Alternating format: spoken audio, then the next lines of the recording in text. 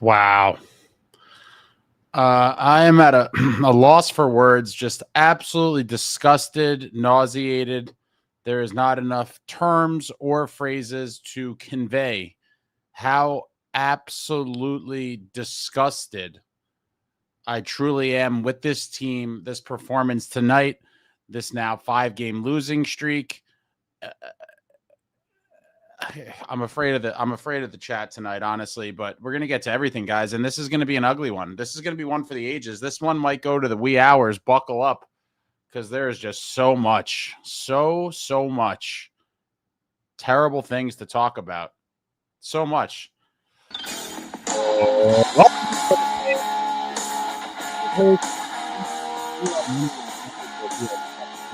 Devils hockey all year long. Please hit that subscribe button, smash the like, share with a friend. Thank you very much. And as you all know, the New Jersey Devils on a 4-game losing streak, being shut out in the last 2 games back-to-back at the Rock, heading into Boston tonight against a Bruins team kind of on the uprise, as the New Jersey Devils trajectory is nothing but downward, desperately. So absolutely desperately in need of 2 points and a win.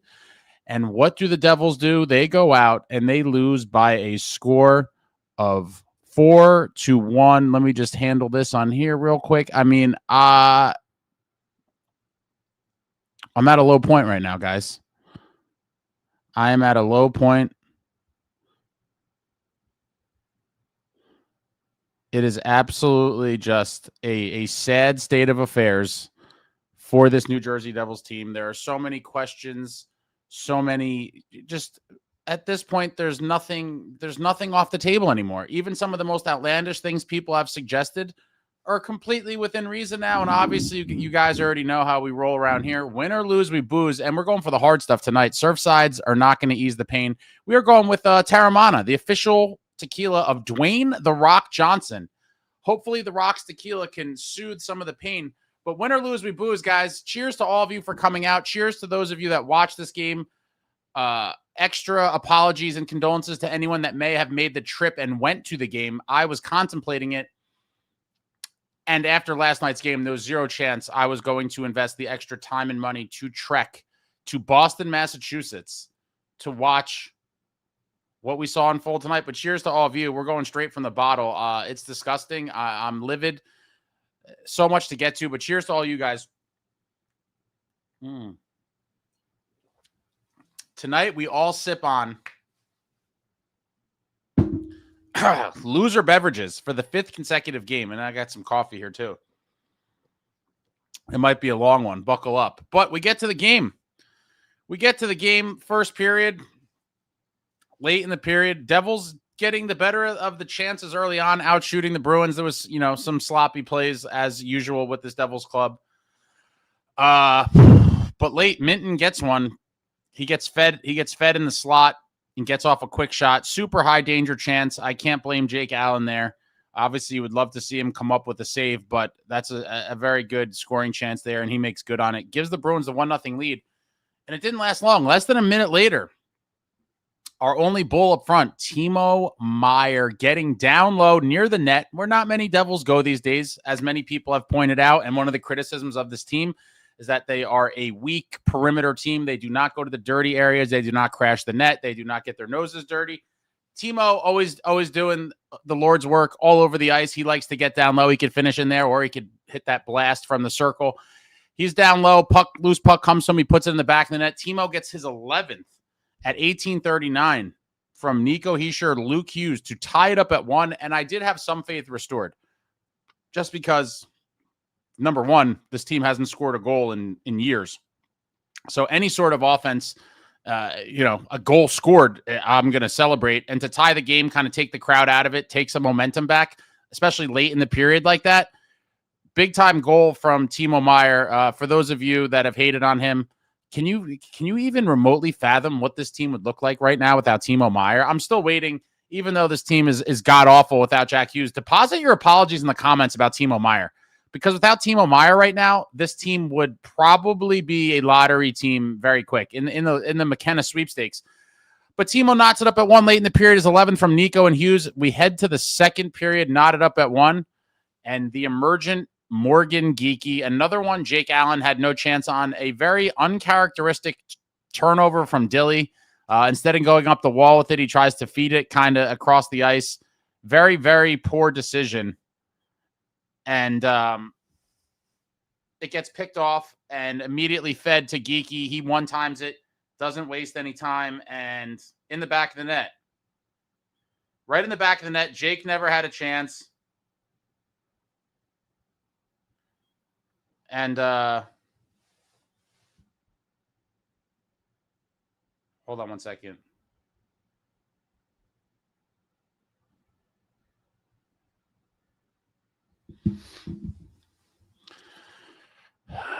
Jake never had a chance in that. Uncharacteristic turnover from Dilly. He felt the pressure, and for whatever reason, he decided, I'm not going to kill Dilly for it. Dilly is a throwback warrior, a veteran, a leader of this team, an absolute rock, having a pretty damn good season, and uncharacteristic blunder from him. It ends up in the back of the net. 2-1 Bruins at that point. Geekie's 22nd. This guy's just having a monster season and going to make a real push for 50 goals, probably. That's how the second period ends. Bruins up 2-1, and then you're thinking, okay, this is now the third period of the season, one of the biggest third periods in recent times in terms of regular season for the Devils. Can they stop the bleeding? Can they respond? Can they show life? Can they do anything to reverse course? This has been an absolutely tragic stretch of games. How are they gonna respond? Big third period. Big third period. And at 16:25, Casey Middlestat puts the dagger essentially in the Devils with a little over 3.5 to go. Gives the Bruins the 3-1 lead, and that was pretty much it. At that point, I was completely devastated because now the game's over. The game's over at that point. I was very down in the dumps before that. And then they had the empty net. They had the empty net for 4-1. Devils, a completely gutless performance. The losing streak is at 5. And at this point, even some of the most ridiculous things that people have said over the past, I'll even go back to the past couple of years, are all fair game now. It's all fair game.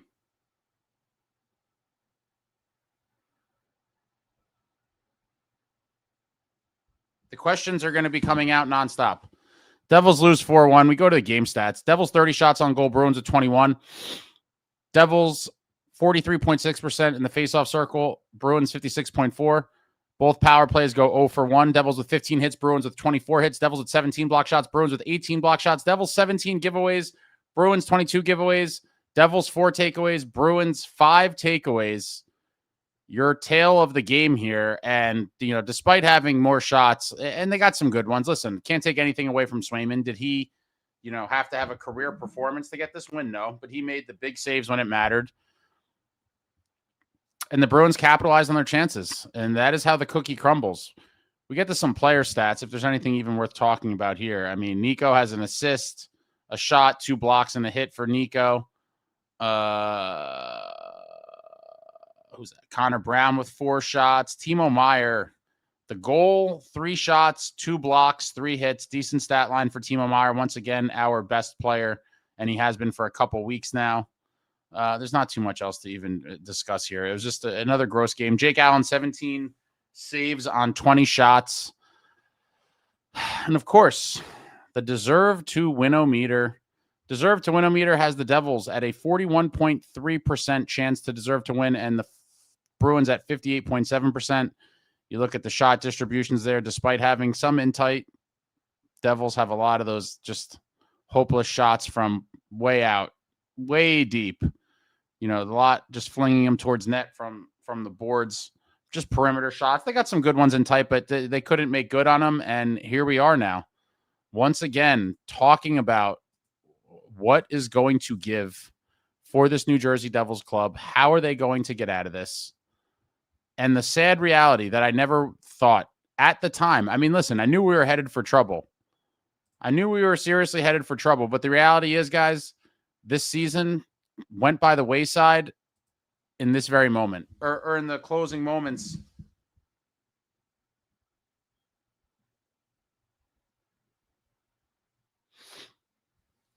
Chicago cut. The 25-26 New Jersey Devils were indeed Chicago cut this night in Chicago. However it happens,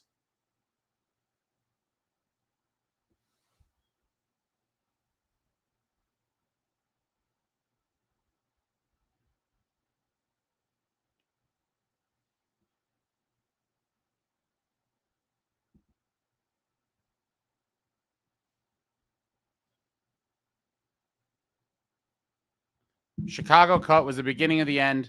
This team completely has fallen apart once again without Jack Hughes, and it's completely unacceptable. Completely unacceptable.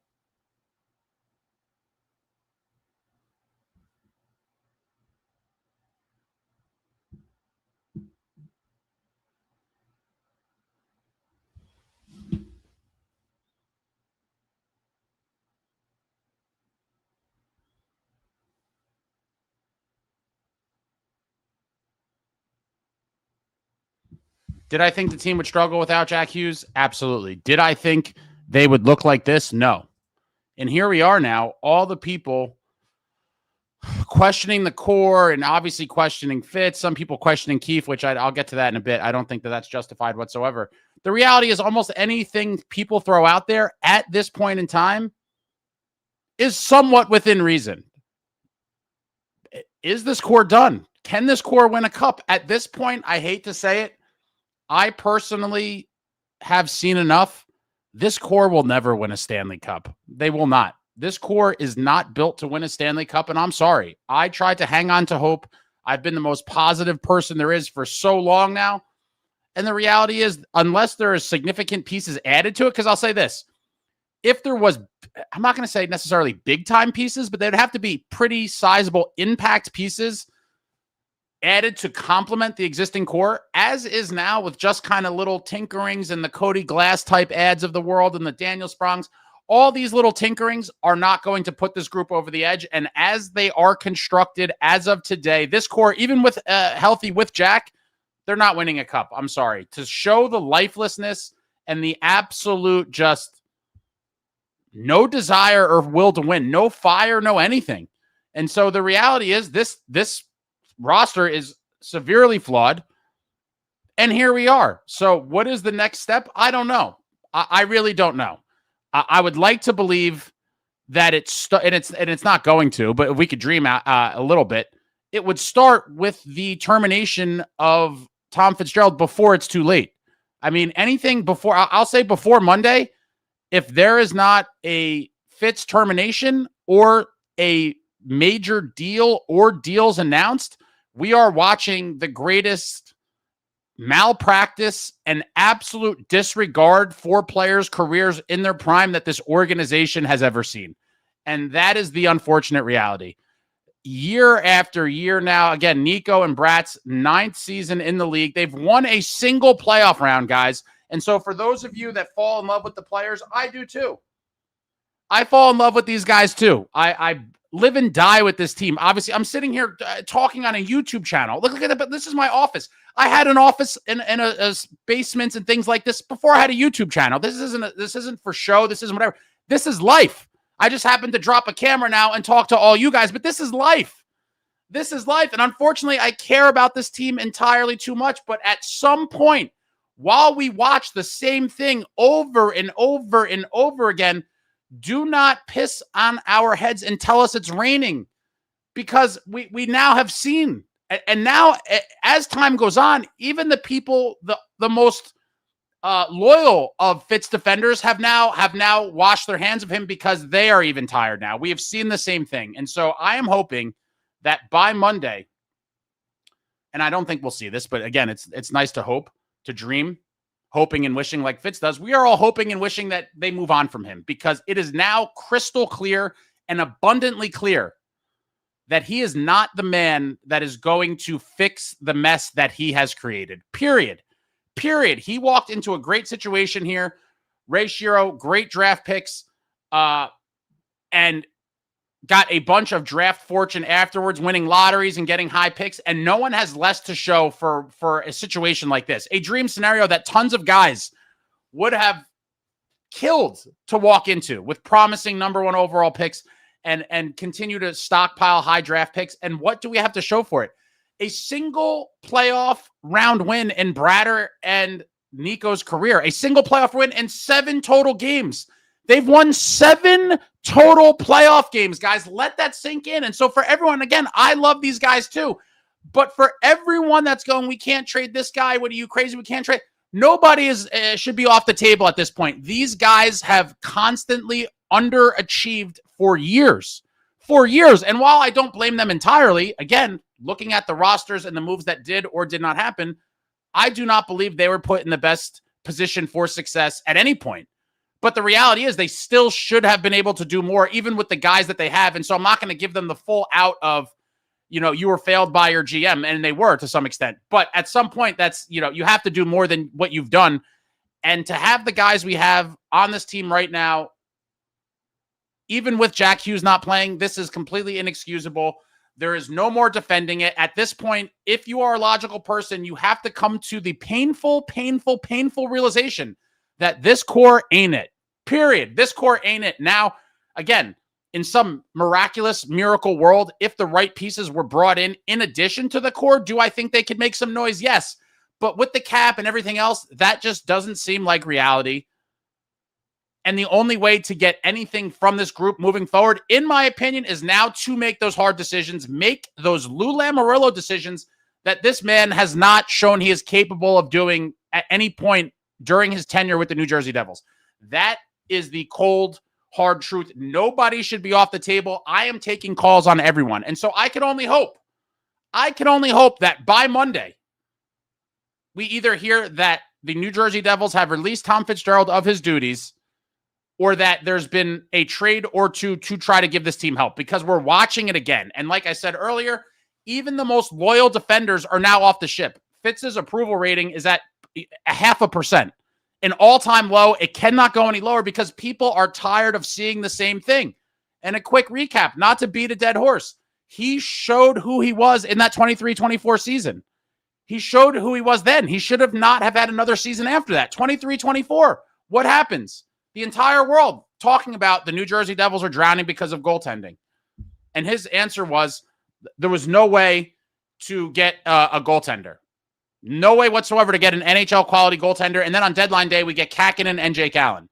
Too little, too late. The team misses the playoffs the year after a franchise record-setting season of 112 points and winning a round against the Rangers. Pretty nice high for the boys. They take that first kind of step forward as a group. Jack's first taste of the postseasons. A lot of these other young guys, their first playoffs together. Feel-good moment. Great season. Unfortunately, ran into a really tough team in Carolina in the second round. They bounced us, but it's like, okay, we'll be back next year, and let's see what we could do to build on that. We slowly drown. Just slow drowning. Fitz, hopes and wishes. Nothing happens. Too little, too late. We missed the playoffs. And in my opinion, that should have been it. You guys that have been watching me for a long time know, to waste a precious season of this core because you refuse to address a pain point on your team, which was goaltending. You refuse to address it despite the entire planet knowing it's existing, just living in complete denial. No, we don't have a goaltending problem where it'll fix itself. It did not happen. They missed the playoffs. He should have been shown the door then. But a lot of people said, oh, you know what? They buy the nonsense. What was he supposed to do? What were they supposed to do, people? They were supposed to be active and make a trade. You saw the Avalanche last season replace their whole tandem with our former netminders, Scott Wedgwood and Blackwood. They're like, our tandem sucks. Kick them to the curb, replace their tandem, and now they're looking like a beast. And those guys are going to win a cup in Colorado at some point, whether it's this season, the next couple seasons. Both of those former New Jersey, they should both still be there, will hoist the cup as members of the Avalanche. And I'm not even going to get into that right now. I don't really blame the Devils for either one of those. I do for Akira Schmid. But both of those guys kind of exploded late in their careers. I digress. We're off on a tangent here. But the point is, the entire world knew we needed goaltending. Fitz hoped and wished. It didn't pan out. We missed the playoffs. And in my opinion, that should have been the end for him. Sayonara. You cannot flush precious seasons of a core like this down the drain. And we did just that. And in my opinion, that did irreversible damage to this group. to their mental psyche and their development and everything else. Again, while I don't believe they would have made any sort of real noise or won a cup, making the playoffs, and even if you get swept in the first round, I take that 1,000 times out of 1,000 over missing the playoffs, period. That is invaluable experience for these young kids and for this team to come together and go through the bonding of playoff wars, going on the road, doing the whole thing. The whole thing is experience you need before you finally get to the mountaintop. It is very rare that a team just comes out of nowhere and goes on a magic run and wins a cup. You got to get there first round, maybe second round, maybe a conference final, whatever it is. You keep kind of getting back and trying to push further. And to take that massive, massive step backwards and not make the playoffs, unforgivable. Unforgivable. And that was 23-24. He survives, leans on the injury excuse. Okay, better luck next year. Now we go to last year, 24-25. And more of the same, but in a different kind of capacity. The goaltending was fine. Again, with injuries, team starts off as a juggernaut. We hit the dreaded holiday break. The team completely trails off in the calendar year of 2025. They look absolutely horrible. And what does this man do to bolster the team for a playoff run and the playoffs? Daniel Sprong and Cody Glass, my friends. Daniel Sprong and Cody Glass. And with all due respect, these are not real moves. These are moves for the sake of doing moves. How did and people came, and then the most optimistic people came after me for criticizing those. The audacity of the people to come for me when I call out something for what it is. Those were trash moves that were doing nothing to move the needle. And what did they do in reality? They did nothing. They did absolutely nothing, just like me and anyone with half a brain told you. These are minor depth moves that aren't going to do a damn thing when it matters. They are not pushing this team closer to a cup, and they did not. And so for people to come after me, for criticizing those moves, shame on you. Shame on you. You're part of the problem. And again, I try to be fair with this stuff, but these are things that happen. There is no disputing it. A team that showed so much promise early on in the season for several months, get the injuries, and then the help that we get is barely anything. It's just like, oh, here's some spare parts. Good luck, boys. And we got waxed in the playoffs. Now, I'm not going to say that, getting guy X, Y, or Z would have guaranteed anything, but give the team a chance. Give them some real reinforcements and something to kind of galvanize about. And it did not happen. And so, once again, I was done with the guy after 23-24. I was certainly done with him after last season. But we know that's not going to happen because, once again, the injuries, better luck next year. And here we are, round and round and round we go. Nothing's gotten better. This team has taken significant steps backwards since that 22-23 season. And what are we talking about? The window is quickly going to close, and we will be talking about this Devils core that was once so promising that failed to do anything other than maybe win that one round against the Rangers. Can you imagine? Not 5-6 years ago, people were talking about this core going on to win 2 or 3 cups, but you thought at least one was a guarantee. And now we're talking about, can we squeak one out of them? And the answer certainly seems to be an astonishing no at the moment. An astonishing no, because teams that go on are capable of winning cups do not completely implode when a single player is out of their lineup. And again, obviously Pesci, that plays a role in it too. But this is primarily Jack dependent. Jack is out of the lineup. The team just folds up and they've shown nothing. And so I'm sorry. I was very optimistic coming into the season. I was obviously loving life and thumping my chest during the winning streak. And it finally seemed like all the things were coming together. It was fool's gold. And I'm sorry that I bought it. I bought the fool's gold. And why I bought the fool's gold is because that's how good Jack Hughes is. For as much as people knock Jack Hughes is so explosive and dynamic that he covers up. And not to say that we weren't aware that they were there. We all knew that, that 3C, we'd like another top 6. All these things that we knew were real problems, they get masked and covered up because if you're winning, it's like we don't need to kind of hone in on the nitty gritty and really look under a microscope at everything that's going on here because we're winning games. And why are we winning games? Because Jack Hughes is unbelievable, period.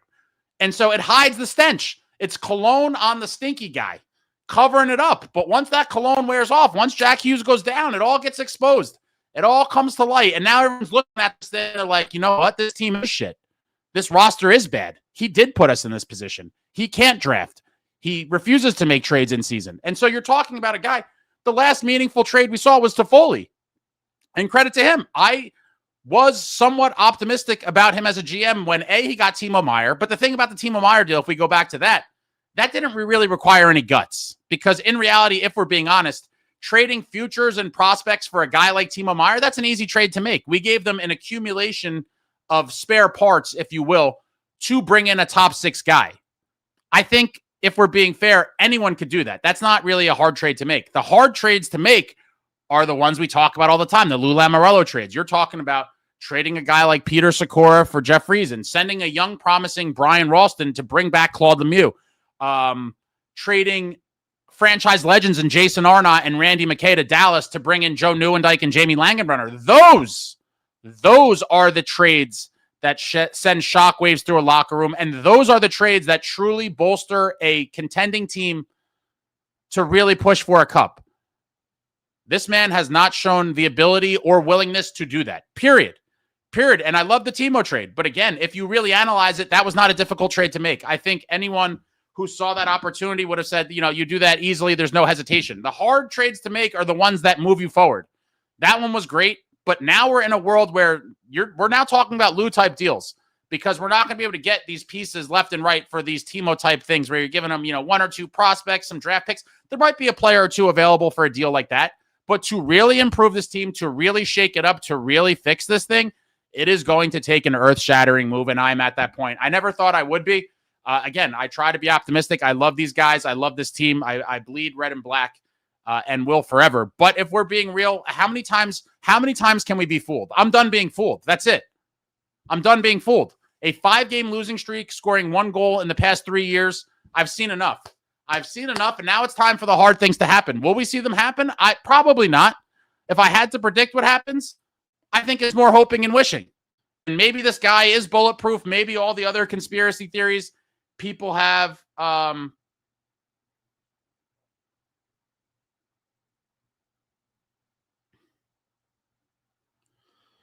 my phone's blowing up.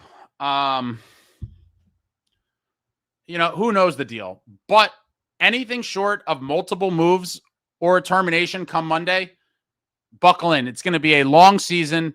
Let's pull up the standings. The team is just going to continue to give us gutless performances like this and slide further and further out of a playoff spot until we ultimately probably become sellers. And at that point, I will be checked into a mental clinic. And I hope some of you join me.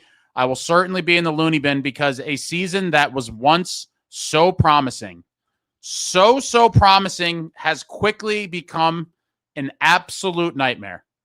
Never in a million years would I have thought I'd be here on December 6th saying these things and looking at the standings and them being what they are.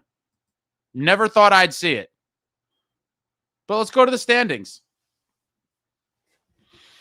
The New Jersey Devils. Let me just reload this and make sure this. I guess it hasn't changed much. Are there still games going on?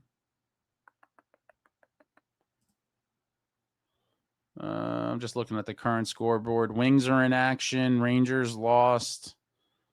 Ooh, Panthers Jackets, a high-scoring affair. So all these games are final.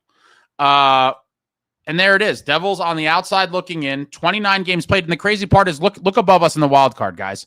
We're tied, right? We're tied with points with the Flyers and Penguins. They have 3 games in hand on us, meaning we have played 3 more games than both the Flyers and Penguins. Good luck with that. Even if one of those teams won 2 of the 3, you're talking about, or if they both did, whatever. You're at a minimum in reality, because look at the points percentage. We're 569. They're both 635. In reality, we're 3 to 4 points at a minimum out of a wild card spot right now. That could quickly balloon to double digits in no time. And the Rangers are right behind us, too. They've played 30 games. They have the same amount of points. And so here it is, the dogfight of the East. Losing 5 games in a row at any point is an absolute travesty, but given the situation with the standings, here it is. While when you look at it, we're tied in points. They have 3 games in hand on us. They have 3 less games played. Completely disgusting.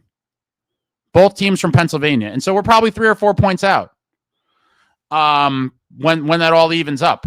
I mean, what are we waiting for to bring in the reinforcements? Because you already know if we fall too far out, Bring in the punt team, folks. Bring in the punt team because you know they are not going to add pieces when it seems like the playoffs are so far away. And we are rapidly approaching what that could by the new year for sure. With the games coming up in December, December is not an easy schedule. Yeah, we got at Ottawa, Tampa at home, Ducks at home, Vancouver at home, then on the road again against the Knights, the Mammoth, back home for Buffalo, road against Islanders, home for Washington, and then finishing up the year at Toronto, at Columbus. I mean, 1, 2, 3, 6, 9, 11 games left in December. We might be lucky to win 3 of them. And where does that put you? You go 3-8 in these next 11, which is very possible. I never thought I'd say it. It feels gross, but it also feels like the painful reality. You win 3 or 4 of those games, you could easily be double digits out of the playoffs, and sayonara, my friends. Come the new year, this team is looking to sell pieces. Could you believe it? And the excuse will be once again, oh, the injuries and all the thing. And at some point, the injuries aren't an excuse anymore. This is a team you had built. You know that these problems have existed. Nothing's been done to remedy them. And here we are again, and around we go, and another season of a core will be flushed away. And I've seen enough. I personally have seen enough. Do not insult our intelligence. We know what we're looking at, or at least a good portion of us, and there's no supporters left. The support has completely evaporated. Any goodwill has evaporated because we've seen this movie far too many times, and we're all watching it play out once again in the most painful fashion. Chicago cut. Chicago cut. We were Chicago cut, guys. This picture will go down in team history. I think I'm done ranting. I'm absolutely disgusted.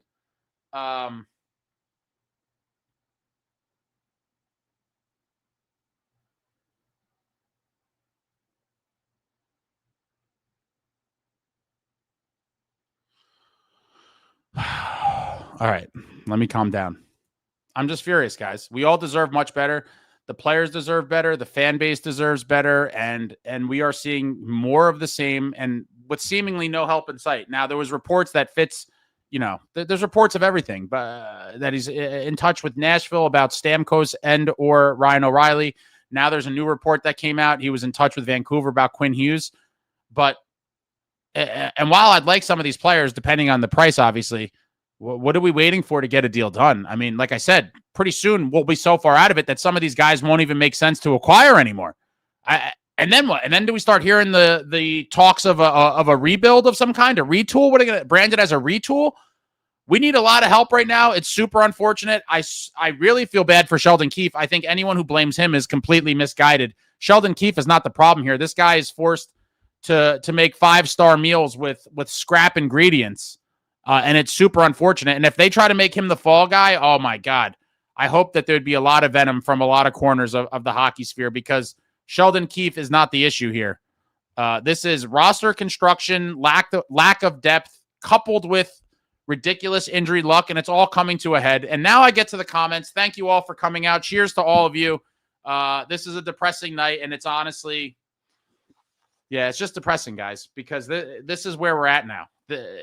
The realization for me, cemented, of all the things I just said, this is the reality we live in.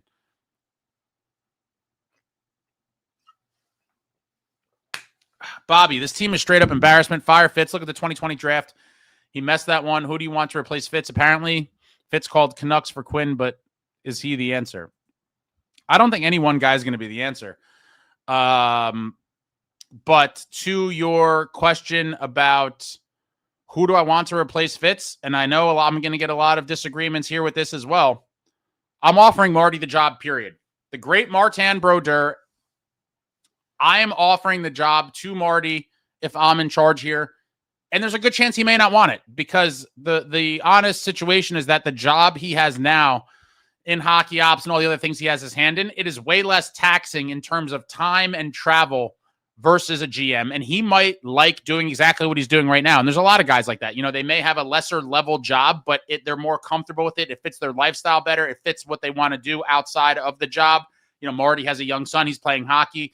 He still lives in Missouri, technically. He goes there. He watches his kid play. There's a lot of moving parts here. And so I could see Marty being like, I don't want this job right now. And that could be the case. But I'm 1,000% offering it to Marty before I make any other phone calls to see if Marty wants it.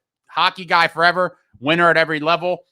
And while he technically does not have like regular, GM experience, I don't care. I'm going to trust the all-time great. And again, this is not to say that all great players become great coaches or executives, because we've seen tons of times where guys that were great players suck at, as either a coach or an executive. But I think Marty's been around so many teams, was kind of a student of Lou Lamoriello, playing under him for so many years. He was involved in so many great Team Canada teams. Marty's been everywhere, done everything, and I would trust him as a hockey mind, as a man who has been to the mountaintop several times and played in some epic games in the international level, Stanley Cup Finals, has been through everything, seen it all, has seen the formula to craft Stanley Cup winning teams, whether it was his own or other teams that were winning during his career and after.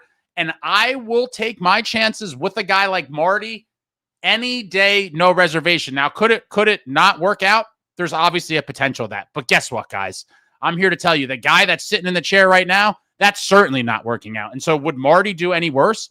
Absolutely not. And so for me, number one choice, I'm offering Marty the job. I know many of you will disagree with me. You will never change my mind. I offer it to Marty. If he doesn't want it, then I start to look elsewhere. Two names that come to mind. Shout out to Steve the Maniac. We had this conversation last night. Two names that come to mind. Brendan Shanahan, former Devil, 2 stints, was in Toronto, I believe, as the president and GM for a while, or maybe one at a time. But either way, served both roles at some point. Another guy, same kind of thing as Marty. Been everywhere, seen everything, won everything. As a hockey mind, I will take a chance with a guy like Shanny, absolutely. And then the other guy I would call and see what he's up to is another kind of old school throwback, Brian Burke.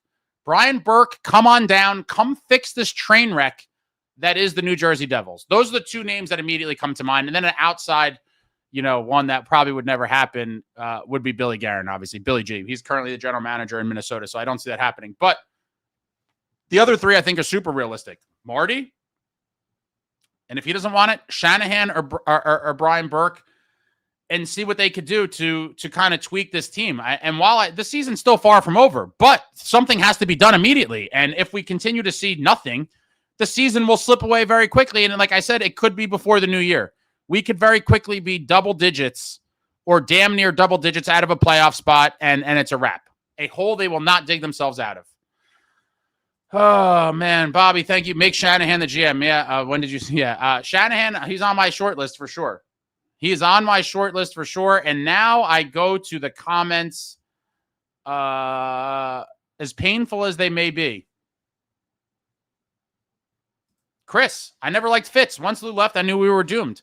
I liked him in the beginning, but and like I said, I try to be fair. Many of you will agree with that. Many of you will probably say no, but it is what it is. I think I am pretty fair. And in the end, that 23-24 season was an unmitigated disaster. It didn't need to happen. We did not need to miss the playoffs. And I will never get over it. A precious season of the core completely down the drain right after a franchise record-setting season. It's insane. And maybe, can someone help me on some research here? I did some quick research before. Keep in mind, your boy, I'm wearing a lot of hats here. I'm producer. I'm the camera guy. I'm the everything. I'm the guy talking. I'm running the tech. I'm wearing a lot of hats here. I could not find it. How many, and there couldn't be many. How many, I want to know if anyone could find, I could not in a quick search, how many teams in NHL history have had an 8-game winning streak and a 5-game losing streak in the same season? There can't be many.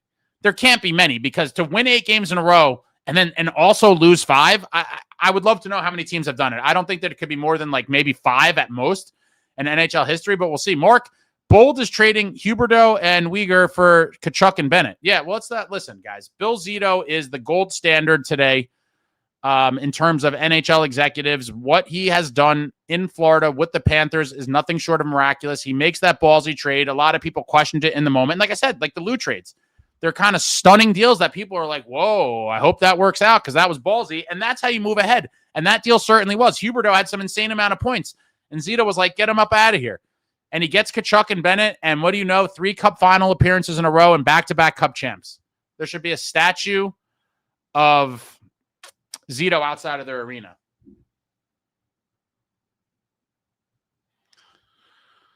All right. Devil Dog Tortorella was never a GM before, and these pampered players in this league would never want to be traded to a team coached or GM'd by him. Come on. I mean, it's not 2004 or 2014 anymore. I don't know about Torts as a GM. I always wanted him as a coach, and hypothetically still would, but I'm a Sheldon Keefe guy. I will defend Keefe till the end because this disaster is not on him whatsoever. He found himself in a super unfortunate incident, and he probably wishes he stayed at that little lake that he filmed his goodbye Toronto Maple Leafs fans video at. He was probably like, damn it, I could have chilled and waited for something else. He's like, what the hell did I get myself into here? Oregano dealer, shout it from the rooftops in Newark, fire Tom Fitzgerald. Oh, it's being shouted everywhere. I mean, I'm afraid to even reload the Twitter at this point. Yeah, my notifications are just, through the roof. But follow me on the Twitter. I'll drop the link in the chat. I'm going to be more, I've told you guys for a while, I'm trying to get more active on there, obviously trying to grow this thing and do cooler stuff despite the people putting up red tape and getting in our way. But man, Lando Taku, are you entertained? Nope. I'm certainly not entertained. I am the exact opposite. I am just disgusted, appalled, and just down. Because I'm just tired of seeing the same thing over and over and over again. And here it is. The inability to execute, the inability to make an impactful move to fix a team with glaring holes that the entire world knows about.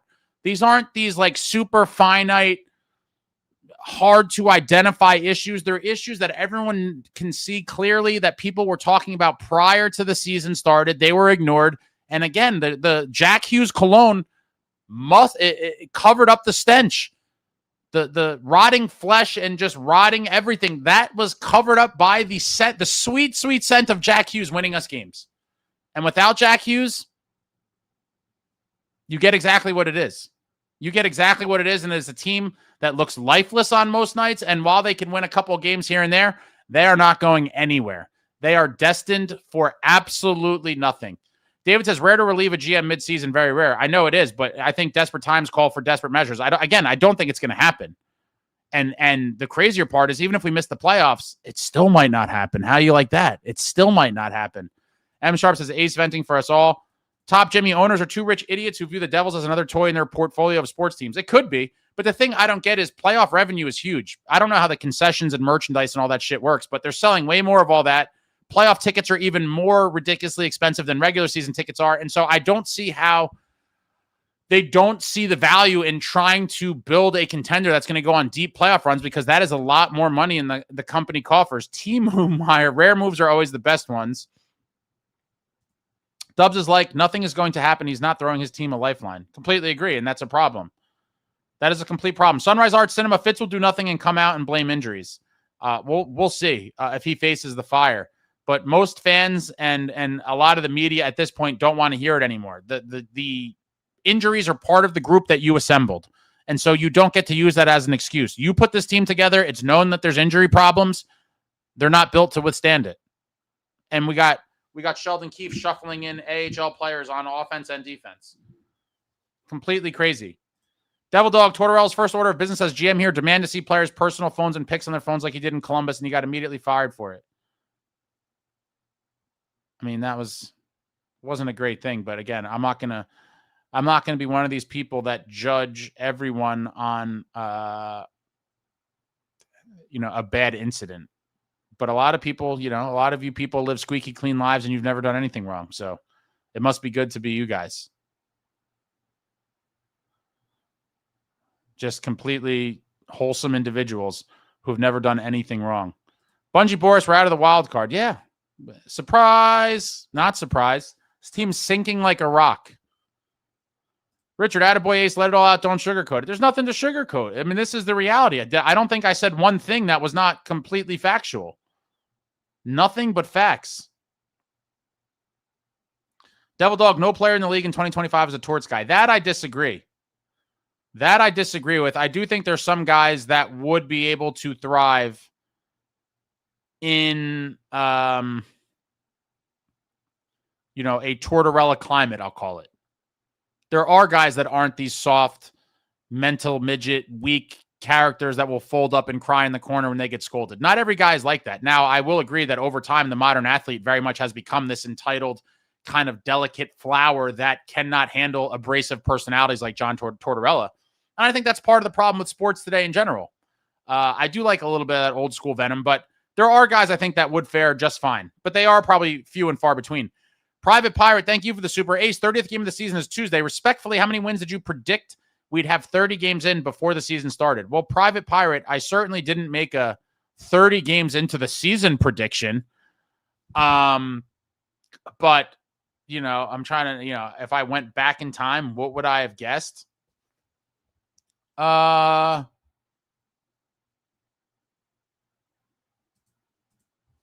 That's a good question. What would I have guessed if you said 30 games in?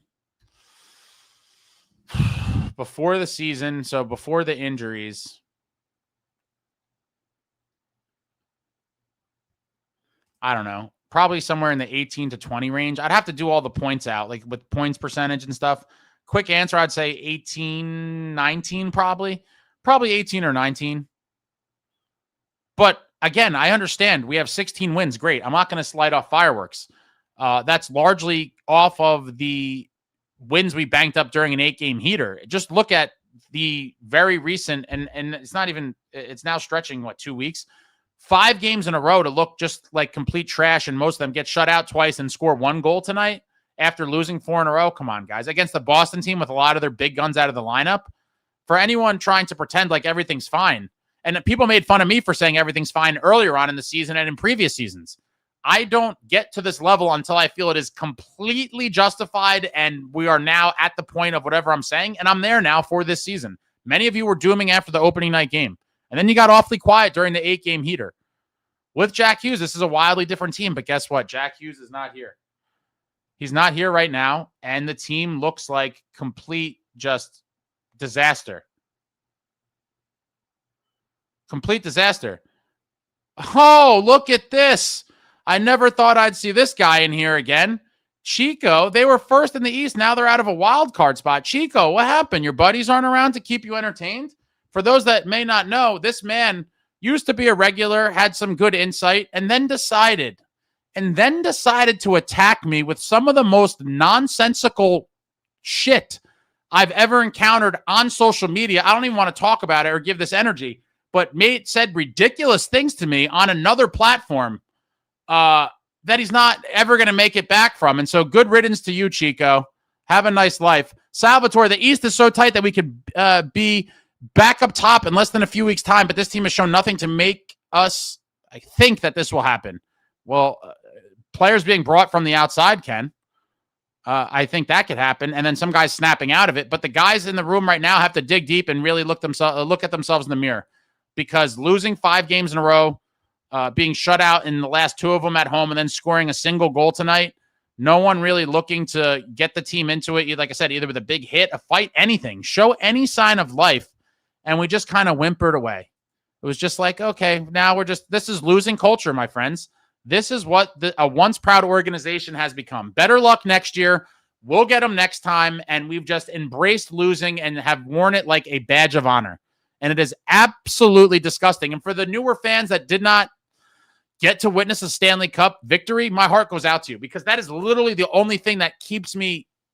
I watch the old clips all the time and talk to my friends about that. Without that, and if all I knew was losing and this painful administration we're living through right now, if that's all I knew as a Devils fan, I don't know how I would continue on. Not to mention, I mean, I can't imagine what some of these crowds are going to look like at the Rock for the rest of December. I'd imagine there's going to be a lot of empty seats. A lot of empty seats throughout the month of December, because a lot of people have better things to do with their time and money than go pay these prices for hockey tickets to watch a team that has a good chance of not even scoring a goal. Never mind winning. They might not even score a goal. People have choices, and the team needs to understand that at some point the fans are going to have enough. People gave Fitz the benefit of the doubt for year after year, and now there's no more excuses. We see what's happening, and if nothing's done to fix it, there's going to be a lot of people that say, you know what, I will save my money and watch on television. The broadcasts are pretty damn good these days, and the 4K and all that.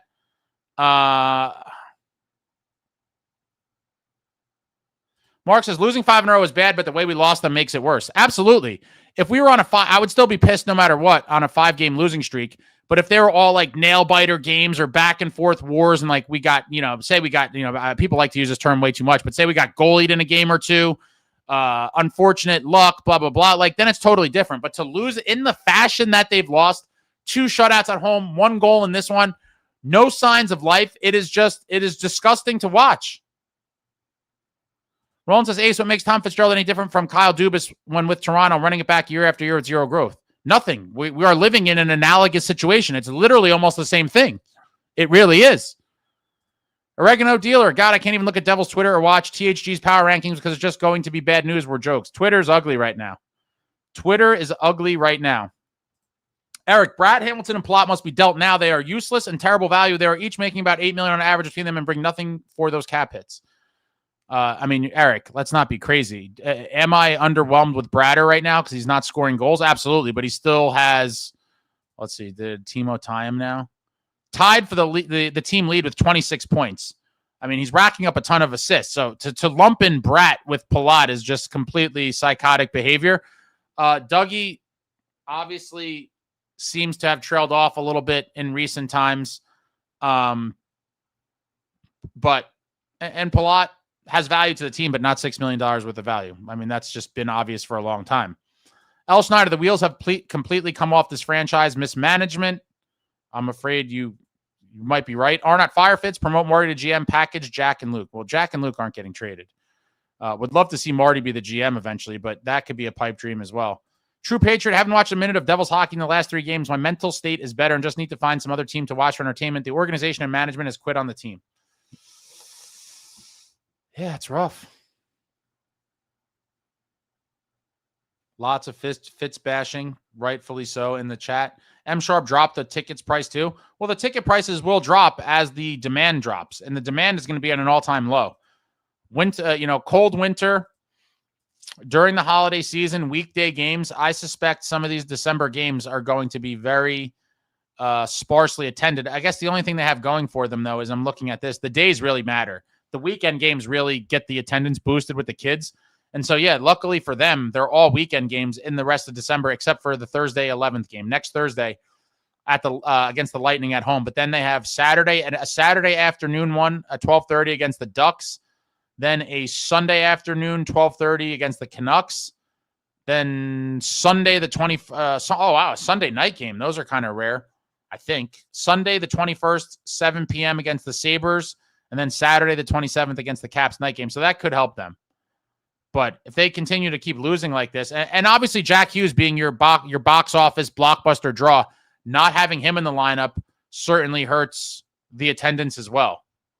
And then you couple in all the other things, like I said, with the holiday, things being expensive, the weather, the team being horrible. It's all a perfect storm for a lot of empty seats. Arnott, problem with our core is that they are complementary players a stacked team needs. They are not true core players. Frank, so would you be in favor of a new GM taking a win now philosophy, or would you want him to blow it up? 100% win now, because if you blow it up, then we're talking about what, trying to win a cup in 10 years from now? Absolutely not. We still have great pieces and assets here to rearrange and make moves to be competitive now. If Tom Fitzgerald was not so afraid to make a move, I think you could salvage this season. Call me crazy. I think this team could potentially even win a cup this year. But that obviously takes being healthy, Jack Pesci back, huge additions. But then it does take one of those earth-shattering moves and adding a depth piece or two and really getting this roster rounded out properly. They desperately need a 3C. It's been ignored. Everyone's throwing out O'Reilly, maybe Stamkos. I think one of those guys would be great. The Quinn rumors flying around there. I mean, how much better would this team be with Jack Hughes and Pesci back healthy? I'm not even going to talk Kovacevic for the moment. Just even Pesci and Jack back from injury. Then you add O'Reilly as the 3C. You push Glass down to 4C, and then you add Quinn Hughes on the back end. I mean, all of a sudden, things are looking up again. I think that injects new blood, new life into the locker room. I can't imagine what that would do to the team. But I have no faith that he gets it done. That's, multiple deals and a lot of moving and shaking and freeing up salary. Does he have it in them? I'm going to say no. I'm sorry. There's been no evidence to prove to me that that is a likely outcome for this team with him at the helm. There's been nothing to make me believe that that's going to happen. Eric Wolf, no to Marty as GM. Love the player, but his decision-making is questionable since he came up with the jersey. Eric, how many bad takes are you going to have in one night, my guy? Do you think that he really designed that? Like what Marty was on his iPad and his designer software, and he's like, let me do. I mean, like he probably was in a room and they showed him a bunch of things, and he's like, oh yeah, I like that, and blah blah blah. But like in terms of like designing it, come on, let's be realistic. True Patriot says, Ace, move on from them. Cover Olympic hockey or all-around NHL games. Stop doing this to yourself. Like I said before, the clearest illustration I could give you is that this was not designed for a set. Like I didn't go assemble all this because I'm like, oh, I'm going to have a YouTube channel. Like, no, this is my life. This is what my office would look like regardless of this camera. And you find folks here also dying in misery with this team right now. This is what my basement and my office would look like regardless. This team is unfortunately, way too big a part of my life. This is pretty much, I have a couple other small hobbies that don't take up much time. This is like my real passion and hobby, obviously. And so there is no moving on. This is it. I am married to this team through thick and thin till the day I die. And I just want to see a single cup win more before my time comes to leave this earth. I just want to see one more cup. And I never thought I'd be here at this age saying that. Back in the good old days of the golden era of New Jersey Devils hockey, I thought they were going to be, far more, that it wouldn't be this long. We're coming on 23 years from the Devils' last cup in 2003, and it's crazy. And the further and further we get from it, the more crazy it seems that this team has fallen so far from those times. David S., the season will be over in half a month. We'll be sellers at the deadline. Fitz will then finally trade Hamilton and Palat, and he'll either get picks or no-name players like Cholowski, Glass, and Sprung. Crazy Alex, can we really wait until 2027 to get Quinn or just get him now? If the price is right, I get him now. 360 bong hits. Weaker teams and their AHLers and third liners play with more cohesion than we do. I mean, listen, other teams don't completely fall apart when one guy's out. Unfortunately, that's not the reality for this team. When Jack is out, it's ugly. Celluloid therapy. Hischier for Brady Tkachuk 1-for-1. Ottawa would never do that. Ottawa would absolutely never do that. Devil Dog, lower ticket prices. You're not going to get Utah, Columbus, or Carolina ticket prices for a team that plays in the Northeast at the cap ceiling next to NYC. Well then, Devil Dog, there will be a lot of empty seats on a nightly basis. Supply and demand. Economics 101. You are charging said price. There is no demand to go pay these prices to watch this team perform the way they have. And so your supply will just sit and collect dust. Thanks, Alex. I appreciate that. Mark, Keefe isn't the issue, and to a degree, neither was Lindy. It's the team's attitude. No one is held accountable. Yeah. I'm trying to catch up here, guys. I apologize. Just a lot of fire inside me right now. I'm just devastated. It's really terrible. I'm just disgusted.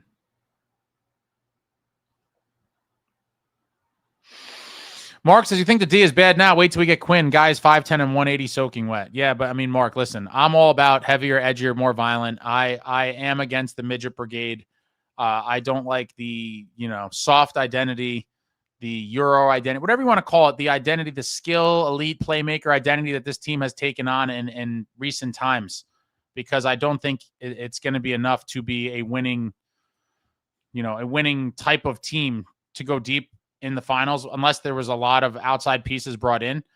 But Quinn Hughes is certainly not a guy that I have that concern with. I mean, he is just, he's all world. Different stratosphere. Top, I don't know. It's hard for me to rank him, but let's just say for argument's sake, he's a top 10 player in the league and the second best defenseman. I ideally I wish he was a little bit bigger, but that's certainly not going to prevent me from getting him. He is an all-world player. Alex Russo, if Marty got us another cup as a GM, he would literally be on Tom Brady level. I mean,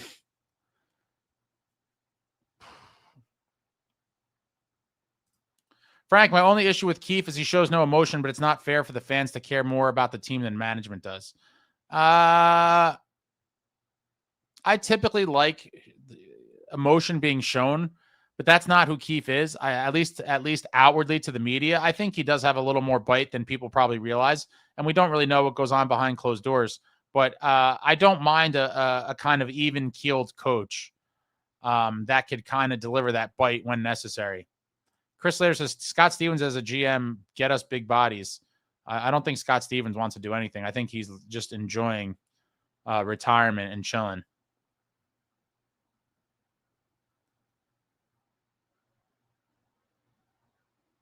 Art says, come on, Marty needs to get the boot as much as Fitz. Absolutely not. Absolutely not. Yo, Holmes, Marty is the reason we have 2 old goalies. He might be part of the reason, but if we're being real, where is that really on the list of serious problems at the moment?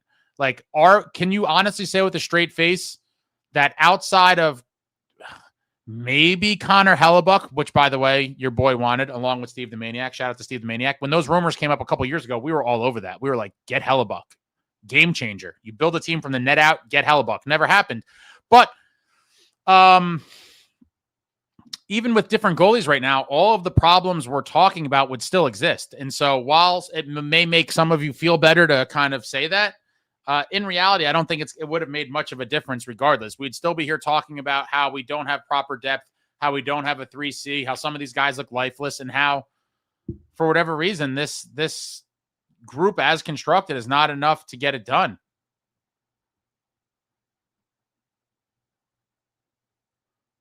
Some of the Marty hate in these comments are crazy.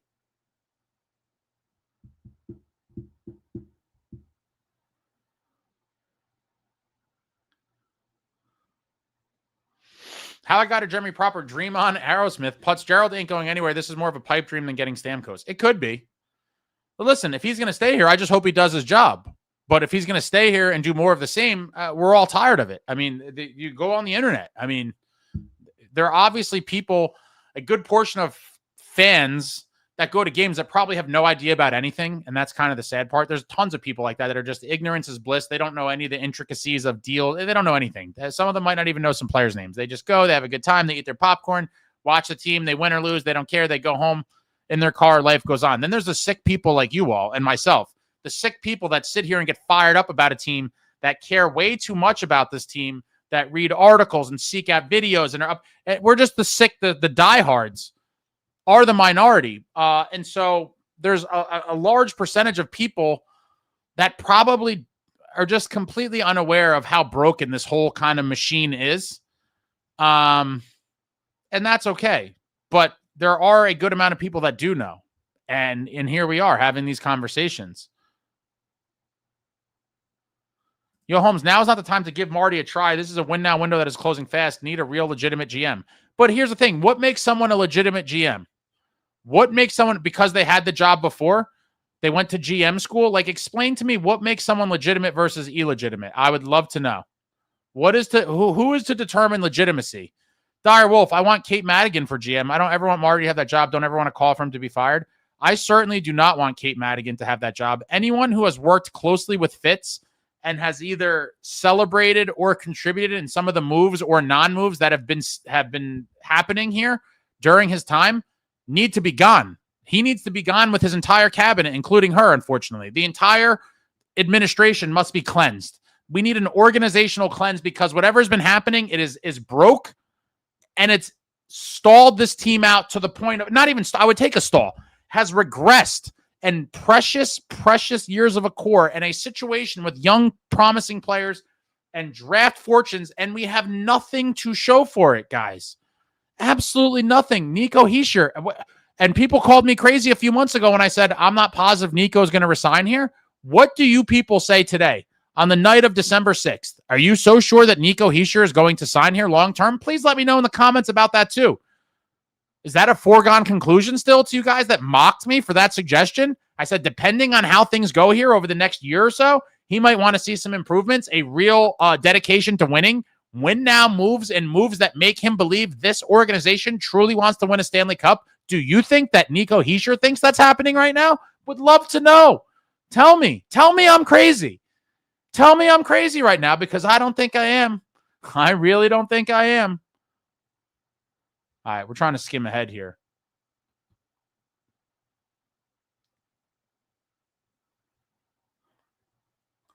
Bring back John Vanderbeek. First of all, it was Jeff Vanderbeek, and he was an owner, not a GM. But it was a great time during his ownership. He was a fan, and he did a lot of cool stuff. A lot of great things happened during the Vanderbeek era.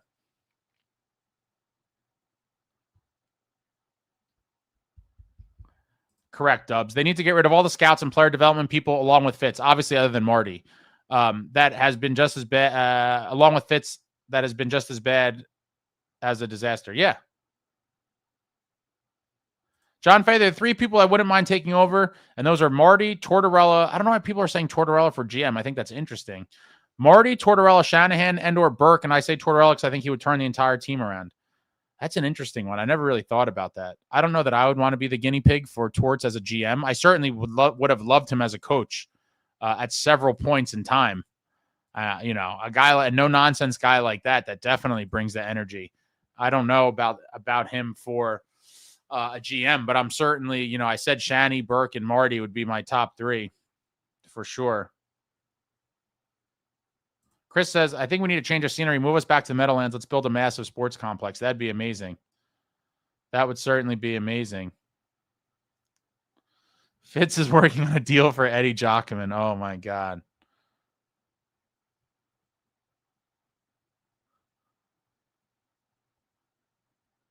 A lot of fighting in the chat. Wait, Chris, is this true? No team has ever had such streaks in the NHL. Is this in response to my, has a team ever won 8 in a row and lost 5 in a row in the same season? Did you do the research for me, Chris? Is that what you're talking about? That'd be crazy if we were the first team in NHL history to have an 8-game winning streak and a 5-game losing streak in the same season. Dire Wolf, I love Burke. He read his book, but he's a dinosaur that the game passed by 15 years ago.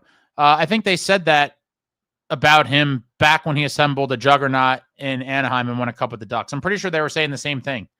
I refuse to subscribe to that baloney. The game, the fundamental, whatever you want to call it, of the game, while the game has changed, the fundamental principles, in my opinion, have not.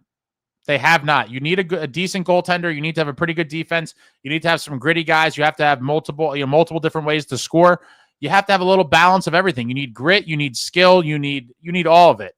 And I think a guy like Burke would be instrumental in identifying those elements and bringing them in.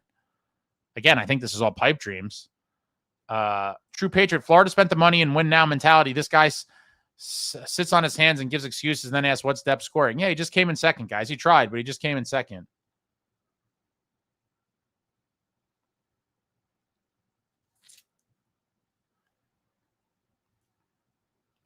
John Fay, no one is to put the blame on Key for any of this. It's all on Fitzgerald. We need signs, fire, fit to the games ASAP. I'm sure people are going to try soon. I mean, again, the internet is just melting down. True Patriot Ace finally hit my wall 3 games ago. Mark, I'd really love for Fitz and the owners to pull the plug on the Hughes experiment. That's certainly not happening. That is absolutely not happening, I promise. Are you not embarrassed? Top Jimmy, Vancouver will dummy us in a trade for Quinn. Say goodbye to Nemitz, Yegorov, Mercer, and a #1 pick. That's a pretty hefty package.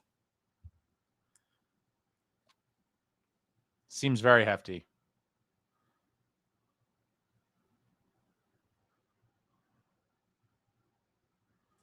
.360 bong hits. Ownership fired Shiro midseason, so they aren't afraid to do it.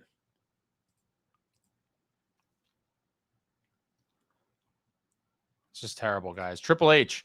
Trade Bratt. 1 goal in 29 games, 5-5. Pathetic. That's horrible for a 4th liner. DH has what? 30. DH, I guess Dougie Hamilton, 30 giveaways and 4 or 5 takeaways. And on and on and on and on.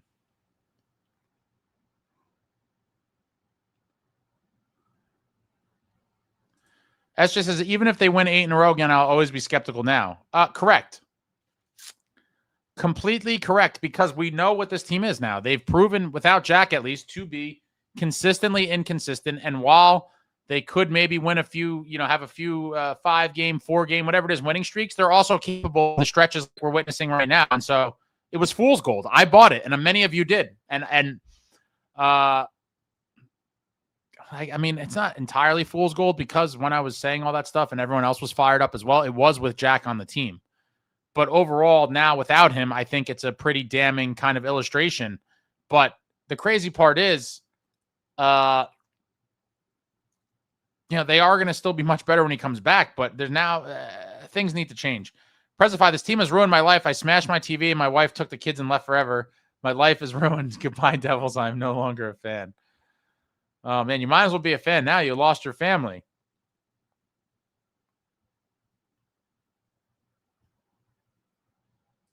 Swamp Fox, owners don't care as much as Ace and the fans do. They care only about butts in the seats. If they cared that if dump fits already, boycott Prue. It's going to be hard for me to spend any money to go to these games. It really will be. It just, aside from the team struggling, I have my other personal reasons that I'm not going to get into as well right now with the team. But this is just another thing kind of layered on top. Like, what am I? Why am I going to give them my money? For what? And I love the team. I want to go to games. But at some point, it's like, what is wrong with me to consistently, to consistently go through the same exercise and to pay money for the honor. Larry, Ace, if you still love Mercer, then you still love the same thing over and over again. Larry, you're one of the worst types of fans, Larry. I'm sorry to say. You had an anti-Mercer narrative from a long time ago, and you're one of these people that wants to be right and blah, blah, blah. Look at me. Where was he tonight? Where was everybody else? Where was everyone not named Timo Meier, Larry? You're going to single out Dawson Mercer? Shame on you with your anti-Dawson Mercer narrative. The kid's got 21 points in 29 games, 10 goals, 11 assists. Where was anyone not named Timo Meier tonight? And you're going to single out Dawson Mercer. The audacity to call out Dawson Mercer of all people. David, trade Mercer, Casey Plott, Hamilton, Cotter, Nason, Glass, Markstrom, 2 first-round picks, 2 second-round picks to Edmonton for McDavid, Henrique, and Skinner. You're never getting McDavid. Let's be real.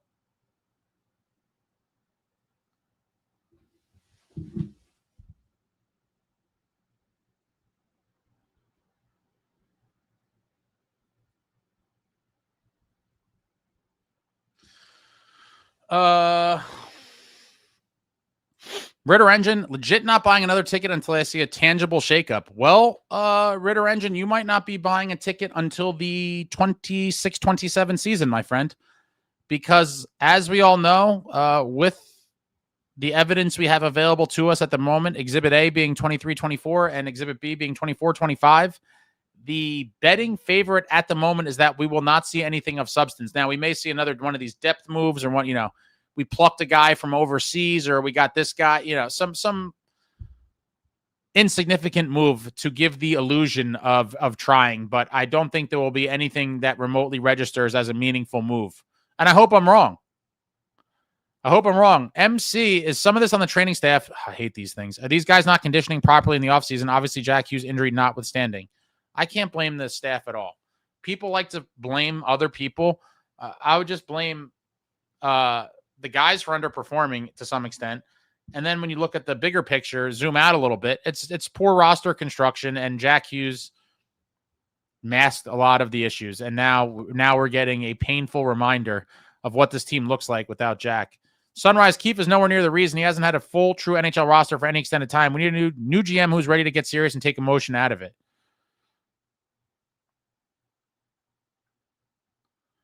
Mark Costanza, Harrison Blitzer are making their cheddar elsewhere. I doubt they care much about playoff revenue. I mean, I have to imagine it's somewhat substantial. I don't know what it would be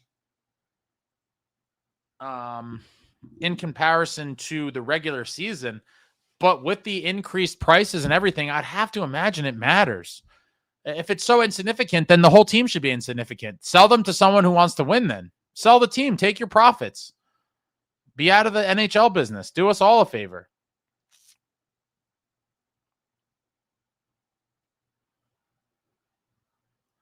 NJ Swamp Fox, didn't Marty push the Markey trade? I'd go a different route for GM.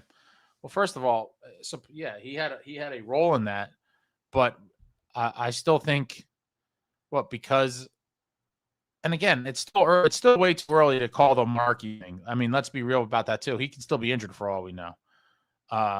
It's obviously off to a rocky start here, but the verdict is far from in. Mark Fitz needs to move some of the core and call up some of these hungry AHLers like Legary and Hallinan. I was going to say the phone thing I didn't think was Torts. Was that Babcock?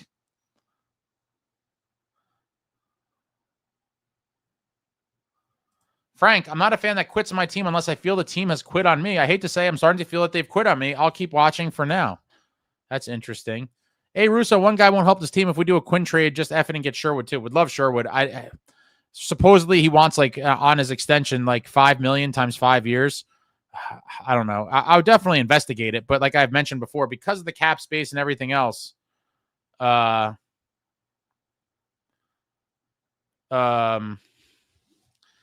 don't think there's going to be a ton of moves to be made. And so if you're going to only be able to make 1 or 2 moves, choose wisely.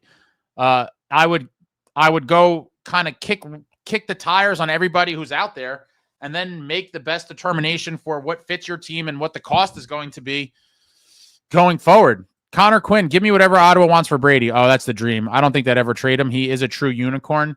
I absolutely love Brady Tkachuk, my favorite non-Devil in the league, and I believe he is an immediate culture shift for any team he goes to, but I don't think they'll trade him. I would give an obscene package to get him. John Fay, say what you want about Tortorella, whether he was behind the GM seat or the coach's bench. When was he a GM? He would be pretty good either one or the other. It doesn't matter as long as he gets it done. Tortorella was never a GM, to my knowledge, unless I somehow missed that. Mark, 30 games is over 1/3 of the season. If we went 36-24 the rest of the season, we are missing the playoffs. That's pretty insane. How is he back? He voluntarily left, but he's a complete stooge.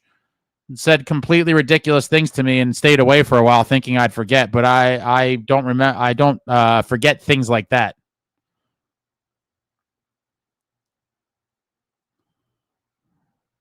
That's what I thought. Babcock. What was my reaction to what? No, he wasn't banned. He voluntarily left in protest. Please, no. Please, no. Please don't protest. Ben Jamin, no championships since 03, and you're going to tell me the system isn't to blame.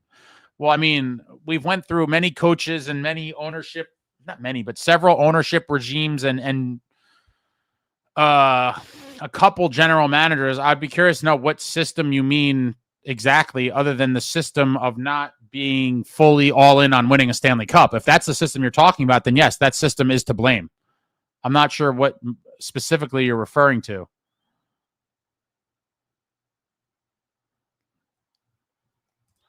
Bungie, I don't think the front office cares if we're cup contenders. As long as we have the Hughes brothers, they sell tickets to casual fans, and getting Quinn here will do that even more because it's cute.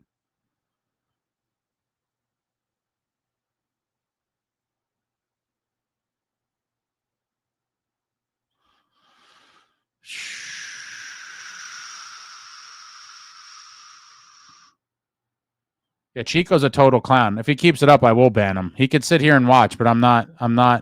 I did nothing. He's making. If I have to air this clown out, I will. I mean, he should have just stayed away. Now I'm getting aggravated.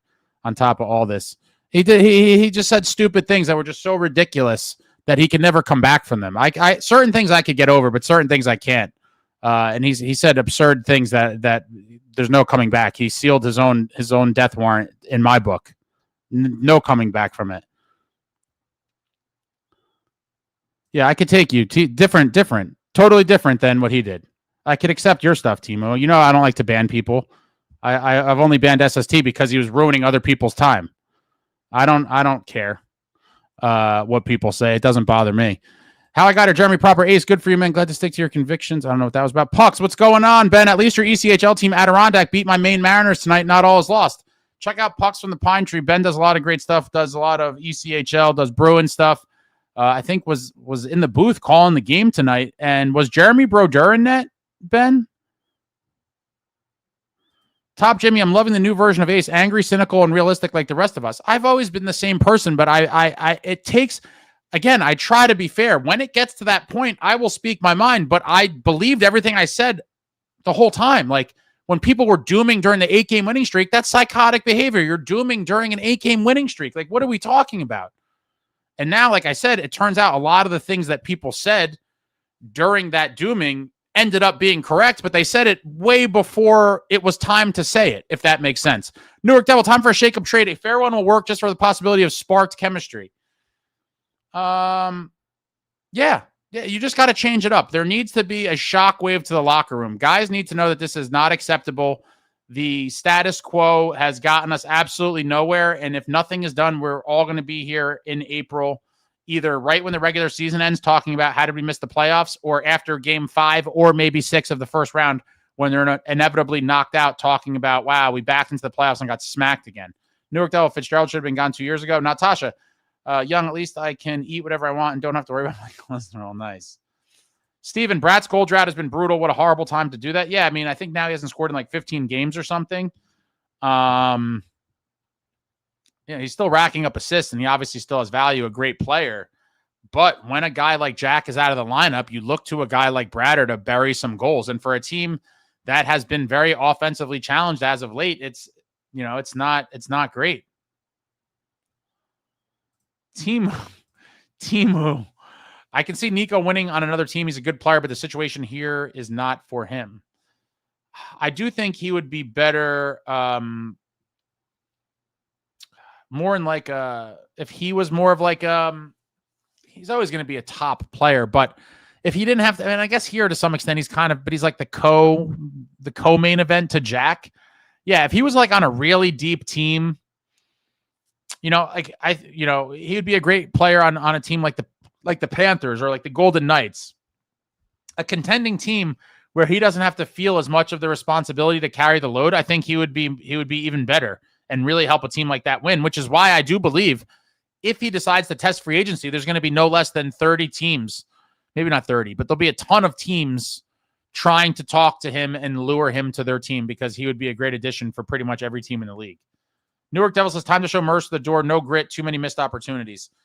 Listen, like I said before, there's no one safe on my list, but I don't know that Mercer, given his age, his ability to play all situations, his contract status, I don't know that he would be anywhere near the top of my list personally.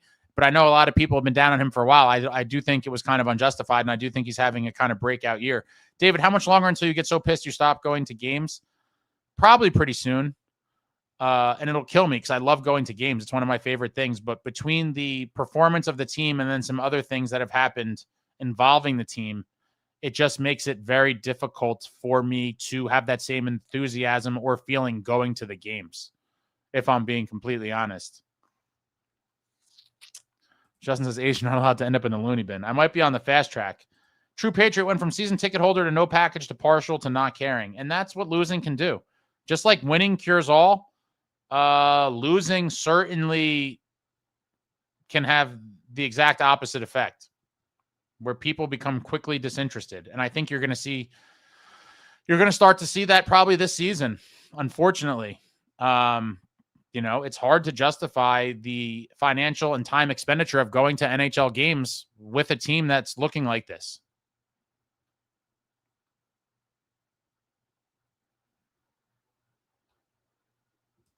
Connor, Ace, would you ship Bratt, Jack, Luke for Brady and another strong Ottawa piece?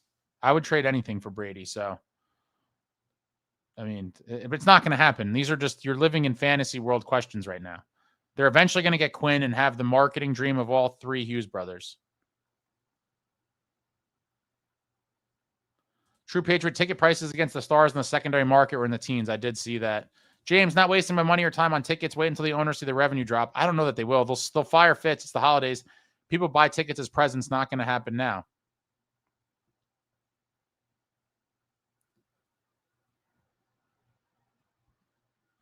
Putz Monkey talking about lower the ticket price. Who would even want to go if they're still playing like this? I mean, if the tickets are cheap enough, people will go see a bad team.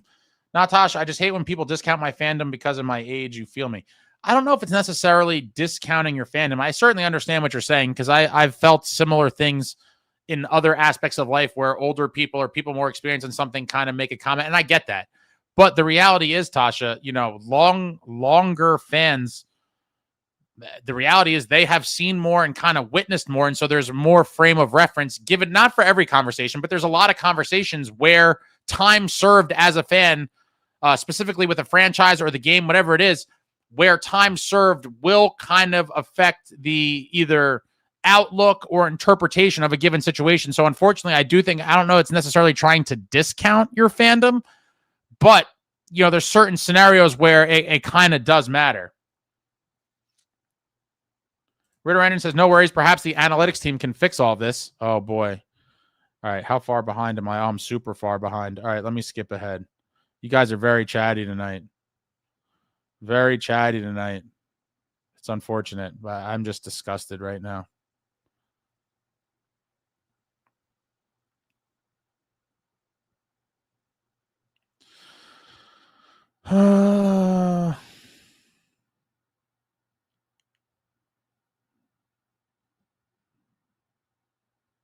New York Devils says, bring back Lou Lamoriello. Seriously. I mean, wow, what a story that would be. I can't see it.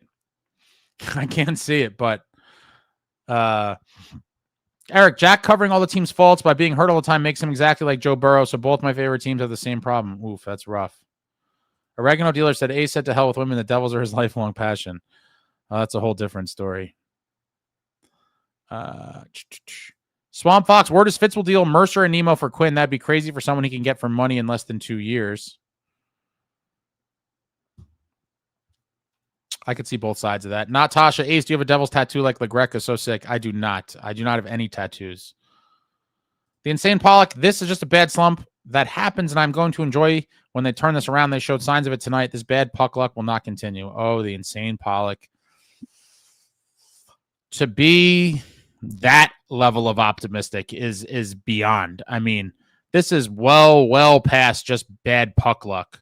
This is a team that just has so many glaring issues and so many problem areas that for you to chalk it up to that, I mean, God bless. Bad puck luck, maybe for stretches of games, but the problems are way deeper than that. Way deeper than that, and I hope they turn it around. But it doesn't seem like the answer is going to come from within, if I'm being honest. To lose 5 games like this in the fashion they did, shut out twice, it certainly seems like there needs to be a shakeup. Chris Slater, I don't think we win another cup, not with this team. We are too small and injury prone. Man. Hypothetically speaking, if the Devils moved and they brought in another team, who would you be cheering for? That's a good question. So if the Devils moved and became a totally different team, or they were I'm assuming you just mean say they went to Quebec and then became a totally different team, and then a new team came to New Jersey.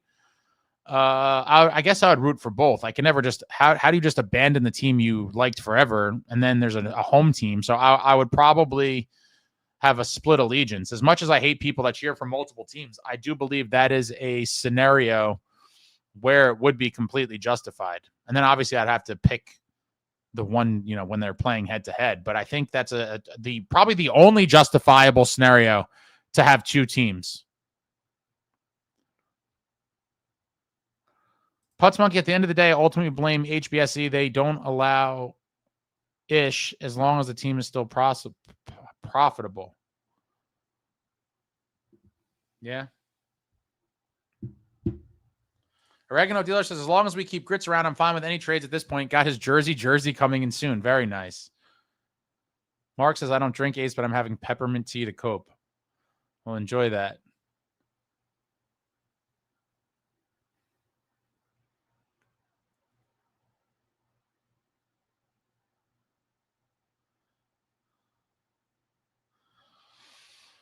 All right, let me skip ahead here. I mean, there's just so many comments.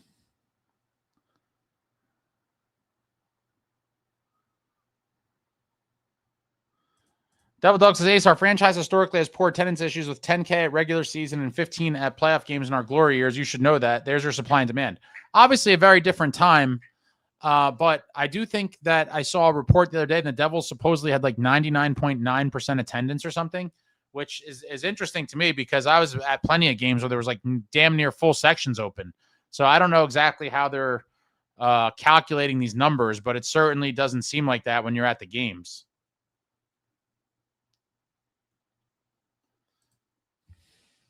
Quinn Hughes would definitely greatly improve our defense. Alex, Hellebuck and Dawes with the same cap. Mr. Snowford, no words, Ace. Here for the therapy session to give a thumbs up. Thank you. Hit the thumbs up for your boy. Let's hope Boozeface takes some kind of action as this is getting bad fast. Yeah, it really is. It really is. Anyone talking Marty hate should be banned. They should be. Stiz, I just drove back to Brooklyn from Jersey after going out with my wife. What happened? What's going on? The Devils did Devils things tonight. Barely scored. Barely scored. The team is falling to pieces. If they lose again, I will eat my beady. MerchTube, I used to be that guy. You made me one of you people, Ace. Damn you. I don't know exactly what that is. I guess, is that one of the people that just go to the games and don't really care and they go home unbothered? I almost wish I could live in that world and just be like a casual fan and not be your outlook on life and your overall demeanor affected by the team's performance. All right, I'm trying to catch up here, folks. Appreciate the patience. Pulp Mystic, bad core period. They're crap without Jack, and Jack only plays a few games a year. A strange slip at a dinner revealed the heart of this team. I mean, he plays more than a few games, but it is annoying that every year.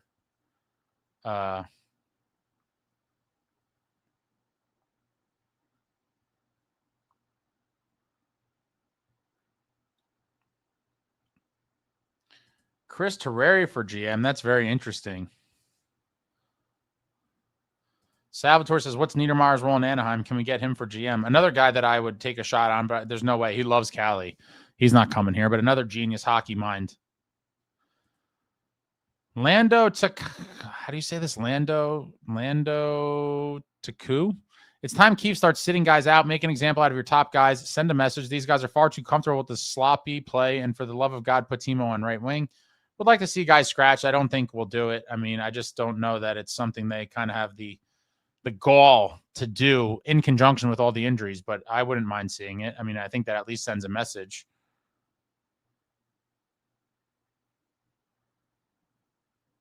David Chimes, don't hate me, but Marty does not have GM IQ. He says a lot of dumb things. Love him, Devil's legend, but not brainy and a bit of a blowhard at times. I have to disagree. And you don't think he'd do a better job than what we've been getting for some time now? Are we becoming the Buffalo Sabres? No, I don't think it's quite that bad. And that's pretty bad. Cisco Kid, I'm so glad I was able to experience the Cup years and going to the parades, rallies at the Brendan Byrne Arena. The greatest times. The greatest of times. Oh, how the mighty have fallen. How the mighty have fallen. Fentanyl Floyd says Nico will be gone. That's why I wouldn't be opposed to trading him now. Again, I would have said 3 weeks ago, this is psychotic talk. Not anymore. Anything that anyone throws out there that would have been an extreme idea at this point is worth exploring, because what is the answer? I don't know. But clearly this is not it. More of the same is not the answer. Maris says, I legitimately think Ace needs a therapist. Thanks. Salvatore, Timo, Madden and Pando in the office behind the bench. That would be amazing. Richard, I agreed with you on Nico a while ago. The window is closing on Nico, and I would want to win a cup. How much longer can he wait? I would not be surprised if he walked during his free agent year. We're going to see. More fighting in the chat. 360 Bong hits the 22-23 Devils, cooked off the Russian in transition. They've never been a forechecking cycling team. Now instead of carrying the puck in with possession, they just dump it and fail to retrieve. Yeah. The plan B and plan C games don't really do anything. If the transition is shut down, it's hard for this team to generate goals. And it's pretty crazy considering the guys we have.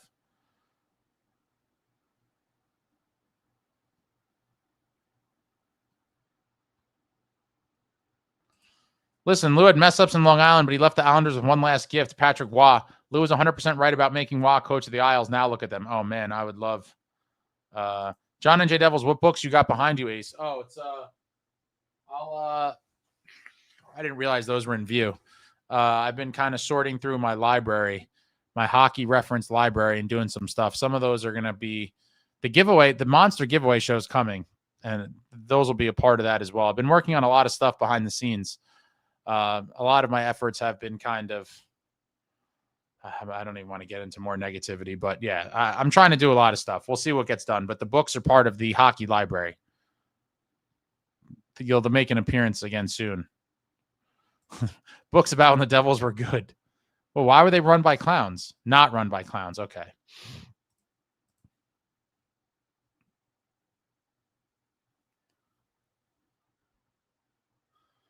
And you guys, I'm just skimming the comments. I didn't ban anybody. They probably just felt shame and left on their own. The audacity to try to come back here after some of the things that were said is crazy. Do you think it's something with a locker room cancer why this team is so down? Obviously, injuries with the Bruins team have the same issue, and they've been winning games and putting up solid games. I don't know. I don't know what the answer is. I don't necessarily know it's a locker room cancer, but there's just whatever's happening. It's the results aren't there, and we're seeing the same movie over and over and over again. And so, unfortunately, now at this point, something must be done. I don't necessarily have the answer for what that is, but it's got to be something. I know the answer is not to do nothing. Doing nothing is not the answer. That I do know.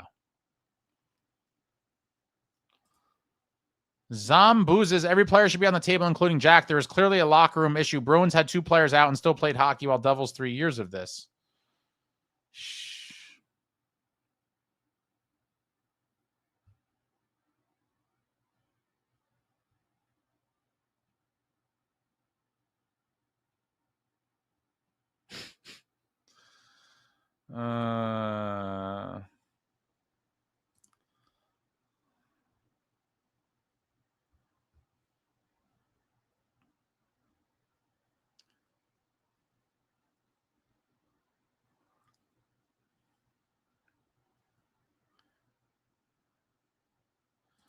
Larry says, need to get a petition going. A couple thousand season ticket holders saying fired Fitzgerald now will wake up ownership.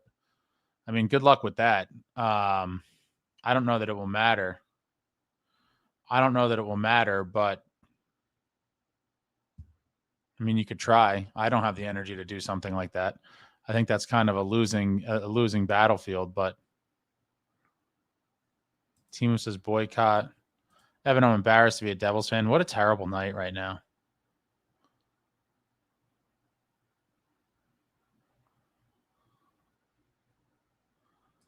Natasha, wait, what happened to PBA Ace? It's a whole long story. It came to an abrupt end due to on some really wild, ridiculous situational reasons. But I'm not gonna. I have too much negativity in my head right now. Boycott. Mercer's playing out of position. I'm trying to catch up. Frank, thanks for hosting, Ace. I can't believe I'm saying it again after I said last season, but misery loves company. I don't agree with everything that's said here, but the therapy helps. I'm glad some people get some sort of relief out of it. A lot of us are just completely fed up and just want to see improvement and see this team make a real run. And the season's not over. That's the crazy part. Some people are like, think it's over. It's definitely not over, but it could be very soon. And that's why I think it's so imperative that changes are made, whether that's Fitz or he brings in different players, but changes need to be made before it's too late. And it unfortunately could be too late in the not too distant future. Snow Devil, why y'all giving up on the season already? We might get sprung back at the deadline to save the season.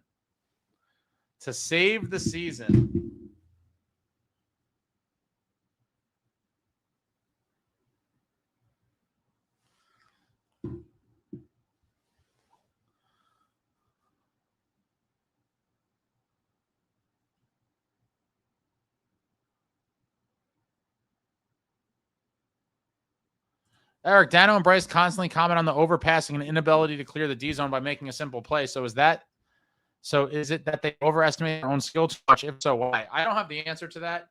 I do think for whatever reason, guys, more so than in the past, I feel like in past, back, even in the not too distant past, guys would be fine with just clearing a puck to get out of danger and not worry about like killing a possession. Now it seems like they always want to force a pass or bring the puck up ice the other way, and they don't want to just like clear it out of the zone. I don't know why that is. Maybe it very well could be tied to maybe some of the more advanced analytics and numbers and things that are available now that weren't available back in the day, that things they weren't tracking. I never really thought of about that till right now, but maybe that's why they are so hesitant to just kind of dump it. I don't know. I don't know.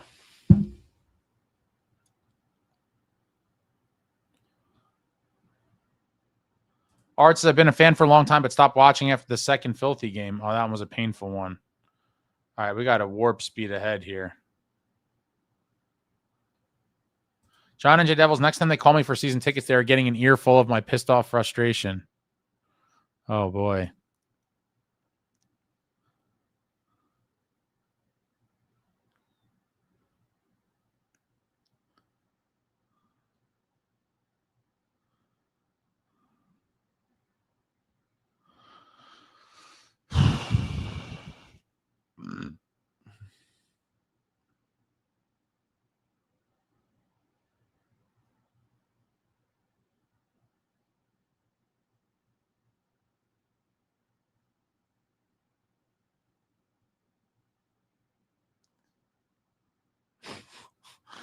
Yeah, some of you guys are funny, man.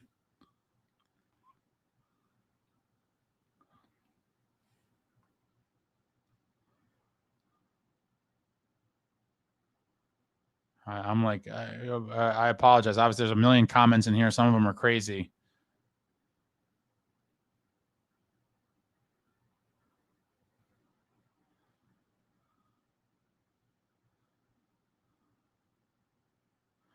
Mark, I was somewhat against it, but after last night's chat, I'm good with getting Stamkos. People compare him to Palat, but Pally isn't in the same league with Stamkos. Correct. It couldn't be any different. The fact, the Palat contract, and another thing I was talking to Steve the Maniac about. Shout out to Steve the Maniac.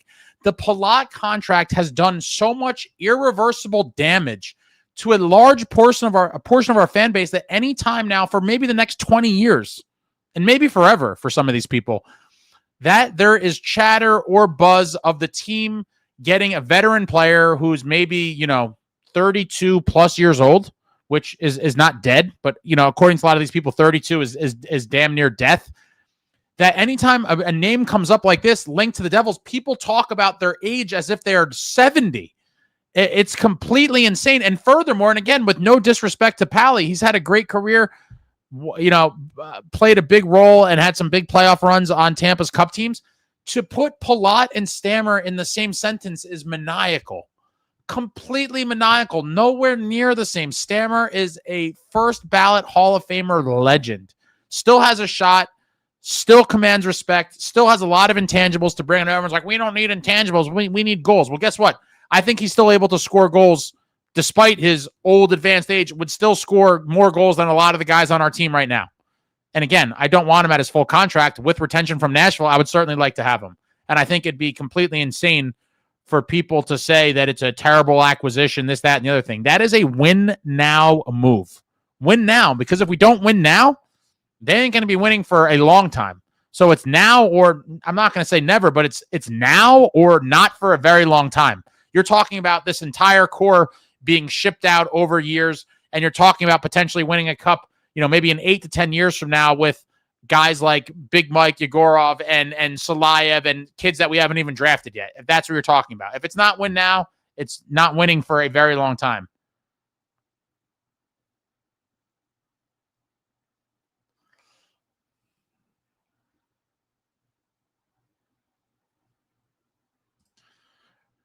No, I certainly don't want to be a GM or obviously would ever get hired for a GM. I don't think I'm a GM. I just know that doing nothing is not the answer. You don't need to have been a GM to realize patterns and see issues with teams when you've been a fan of the sport and the team for so long.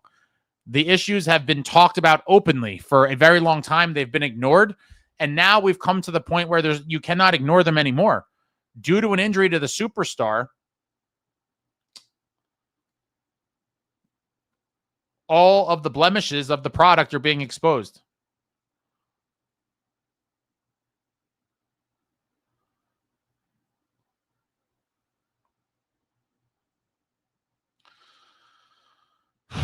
Octane Gamer, watching this team almost wants me to go to my hometown team Flyers and watch a cheer for them. How bad this team, I can never change teams. It's crazy.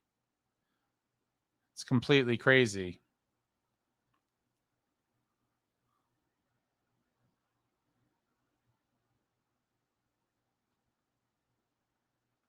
Devils 13, why are people acting like we're looking to get Jack Hughes, third pair defenseman on an AHL team, because it'd be fun having three brothers together? He's the second best defenseman in the league.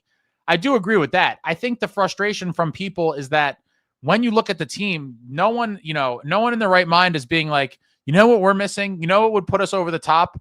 An offensive defenseman, because that's clearly not like an area of need, right? But because he is so good and such a great player, if you have a possibility to get him, you got to try everything you can. And obviously, being that we have Jack and Luke, we sort of have the inside track to land this kid. And again, offensive defenseman, certainly not on my top 5 probably wants. I would probably say we need more goalie help before I would say an offensive defenseman. But when you're talking about a player of that caliber, of that ilk, and you have a chance to get him, you got to explore it.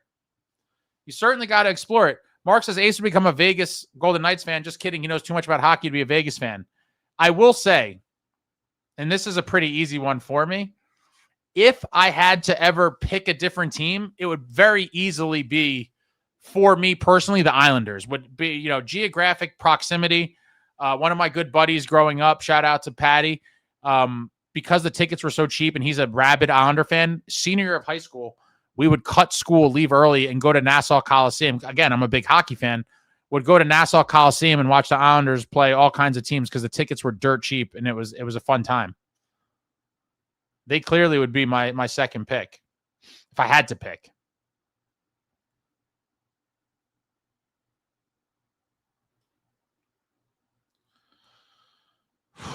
Ritter Engine, any chance we can at least give Rogalski the boot? Everyone keeps honing in on him. Like, does anyone think that that's going to fix anything?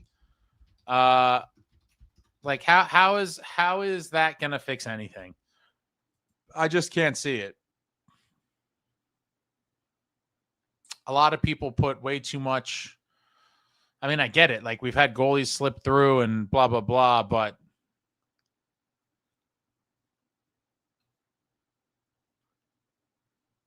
I don't know. Steven, top 5 Christmas movies, Ace. Oh, boy. We're getting closer to being caught up. Shout out to everybody. Happy holidays. Top 5 Christmas movies. Let me think about that for a minute. Hold on. Let me think.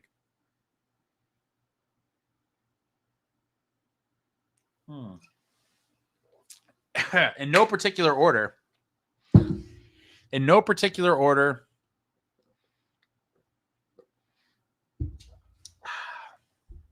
Elf,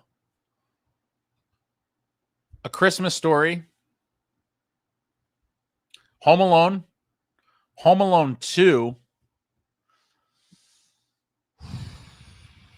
That's 4. Elf, Home Alone 2, A Christmas Story. And I guess Christmas Vacation probably. That would probably be my 5. It's a good question. Very timely. David S. Ace, you say you want win now pieces. If you were Tom, what would be the first trade you make before the new year if you had to? Really think about it, please. Okay, there's a lot of variables to this and a lot of follow-up questions. And I guess I'll just try to answer it as directly as I can.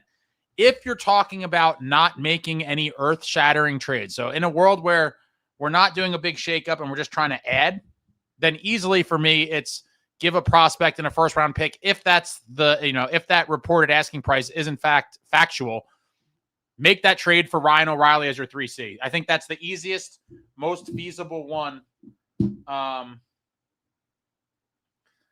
Is the most feasible one that I would do. Now, it's a whole different conversation if you're opening it up to, well, the earth-shattering, core-breaking trade is on the table too. Then it's a different story depending on who's available. But if we're talking about just adding to what's already here, O'Reilly or Stamkos for me from Nashville is easy. I love Stammer too. Again, with retention. But O'Reilly or Stammer to me is the short answer. And obviously I would investigate on Sherwood from Vancouver. I think he definitely brings an element we could use and can definitely help give that bottom six a little bit of a grittier identity. But short answer, without making a shakeup move, for me, it would be O'Reilly or Stammer from Nashville and potentially a guy like Sherwood. I think that would go a long way.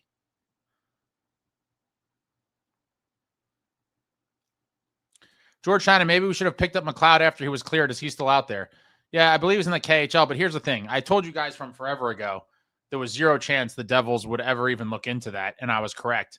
But more importantly than that is the fact that I don't believe you would ever see the version of McLeod that you guys are remembering. I mean, that was a long time ago. I don't think he ever returns to that level. Now, maybe I'm wrong and he could. I don't know. But I really don't think, I think he was actually benched or cut from a KHL team at some point. I can't remember all the details. But either way, I don't think you're getting the McLeod that everyone's remembering. And so for me, that makes it an easier pill to swallow that they wouldn't investigate it, because I don't think you're getting that same guy. I think you could find better options elsewhere. Samuel says, if 5 losses in a row isn't a message the team and leadership is deaf. Benjamin, trade anyone but Timo or Grits, anyone. Captain Mofungo, what's up? No worries. Fitz is actively hunting like Elmer Fudd for big fish. Natasha, trade Nico for Thompson. I don't know why everyone thinks that these guys are so valuable. Like, nothing for nothing. What makes you think that Buffalo would take that trade? I think they laugh at you. Is going to leave 100% deal him. I don't want a Tavares situation. Mark, Fitz should trade some core for Stammer, Ryan O'Reilly, and Shen. They may be old, but they have a ton more character and heart than a lot of our core. You're talking about a lot of pieces. I'm not necessarily a Shen guy, but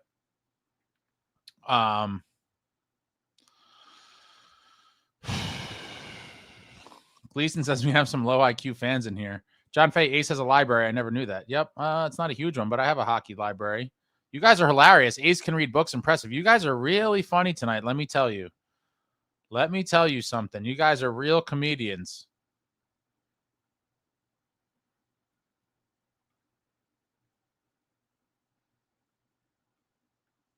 Brandon, on the bright side, everyone is spamming fire Fitz in social media, and there isn't any fire Keefe, which I'm happy. Yeah, I think most people now realize, once you cycle through some coaches, that the one constant that has been with this underachieving team for years is the administration, specifically Fitz. And I think at this point now, it's pretty clear to everybody. Brian says, so help me God, if we find out Jack got hurt doing something totally stupid and it wasn't a real accident, I will lose my shit. Well, I don't know necessarily what sort of idea you have in your head, but I'm fairly certain that if there is some nefarious or ridiculous story, that it certainly will never see the light of day. No one will ever know. And I'm fine with that as well. I don't need to listen. Even if it was his fault and it was some dumb kid shit, he's a 24-year-old kid. I don't have enough. There's not enough time in a day. Shit, there's not enough time in a week.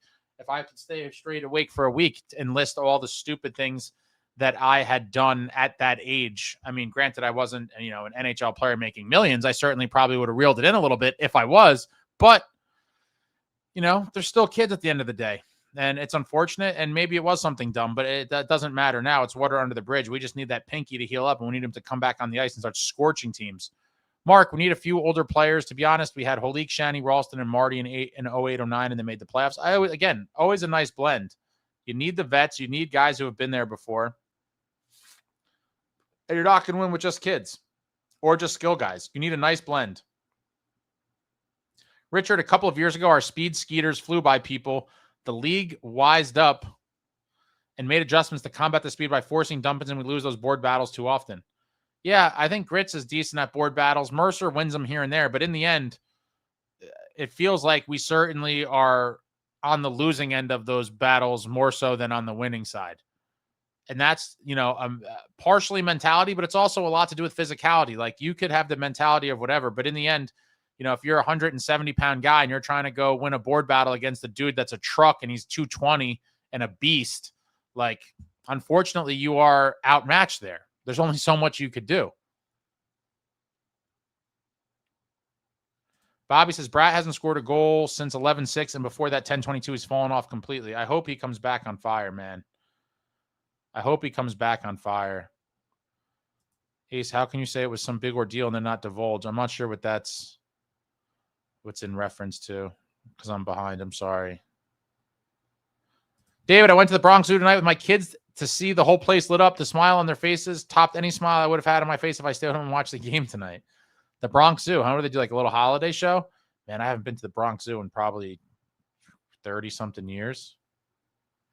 John, if we were talking hockey movies, I think Goon is also a good one to watch. Love Goon. Doug Glatt. What a beast. Not Tosh says, Fitz's idea of a big move is to bring Sprong back from the KHL. Yeah, totally. Not going to move the needle. Oh, my man Chase, thank you for the super, sir. Show this guy some support. Best Devils media coverage in existence. I appreciate you, Chase.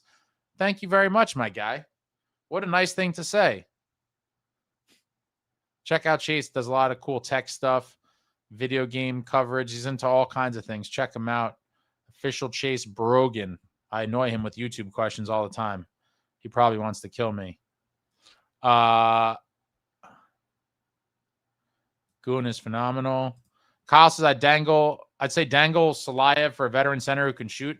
I'm not married to any futures, guys. You already know my deal. I'm in totally win now mode, and it's basically win now or don't win for a long time. And Salayev is not part of a win now mentality. Nice piece to talk about for the future. But if there's a right deal that comes along, I'm certainly moving on from him in any other futures piece. Lando, this is going to, trying to figure this out. Lando Taku. Your pronunciation of my name is good enough, Ace. Just keep it up with the awesome content. You're the only one on here who puts up consistent and quality content about the team. Much respect. Thank you very much. I appreciate that. Jack, do you think players and coaches are throwing furniture and equipment in the locker room? No, I don't think so. I think that's a very old school kind of thing. In reality, I don't think guys even care that much. And that's the sad part. Like, do they even care? Do they care as much as all of you fine folks in here right now? And me? Do they care as much as we care? Probably not. The unfortunate reality, they probably don't. There might be a couple that do, but by and large, they probably don't. I want guys on the team that losing keeps them up at night, that losing infuriates them, that it really just messes with their psyche. I don't know that we have that type of player.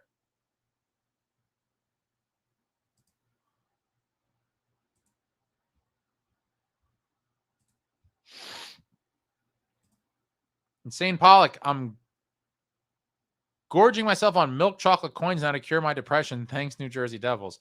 I wish I had some chocolate coins nearby to cure my depression. All I have is Terramana tequila. Shout out to all of you.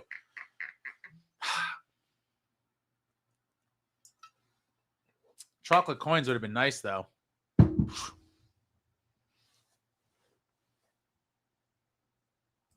Natasha, I was absolutely swimming without hockey this summer and nothing going on in the hockey world. I refuse to let a lack of hockey content ruin my summer this summer. I'm going to try to do more cool stuff this summer. I have a lot of ideas. I'm not going to get into all that either, but I had a pretty wild personal summer that kind of got in the way of a lot of my ideas, but I'm hoping to bring you guys some cool stuff this upcoming off season. But I would like to enjoy the season and go on a deep run. I mean, we're talking about the summer already. That's depressing. Jack, does Marty or Dano or Bryce talk to the team? I mean, they talk to them in like,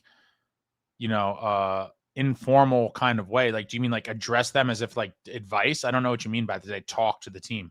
They're obviously around the team all the time and talk to guys.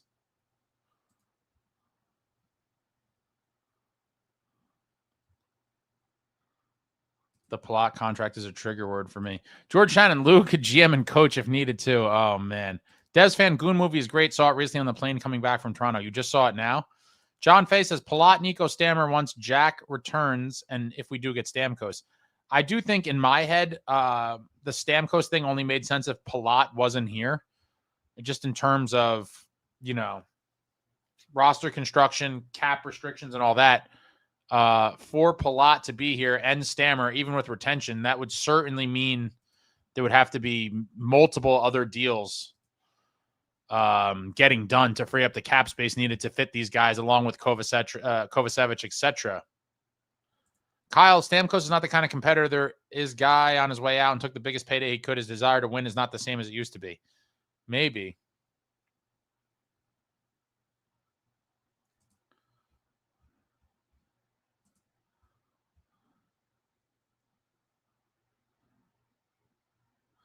Natasha says, I do think if Jack was playing with Stammer, his production would ramp up. I believe that as well.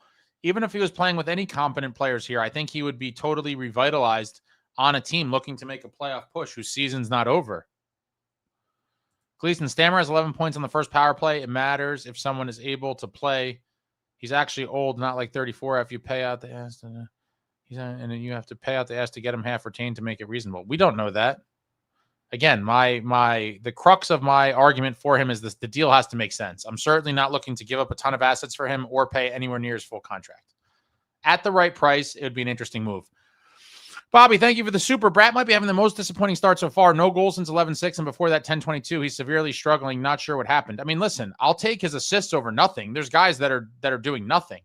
But I do agree he's got to score more for sure. Yeah, 11-6. Wow, it's over a month. And then there was 2 weeks. Yeah, I mean, that's a lot. It's disappointing, guys. But at least he's still contributing in some way. Kyle said, I'd rather Stamkos than nobody, of course.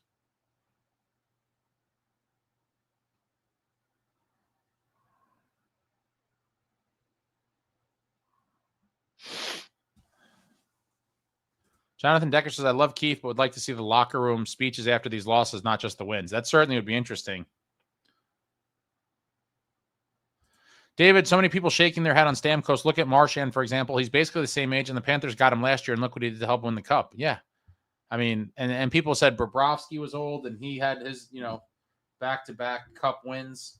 I'm not concerned, especially there's only 2 years left on his deal after this. That's a win-now move. Try to win a cup right now. The next 3 years. You'd have Stammer for this year and 2 more.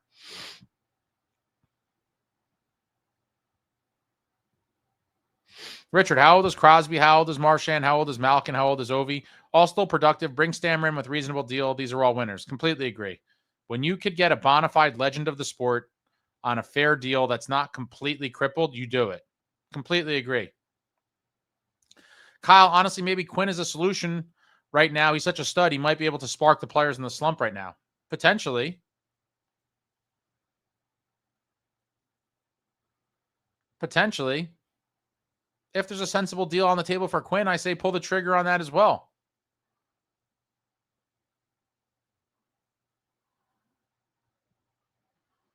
You guys are doing the My Cousin Vinny quotes here. 2 Utes. John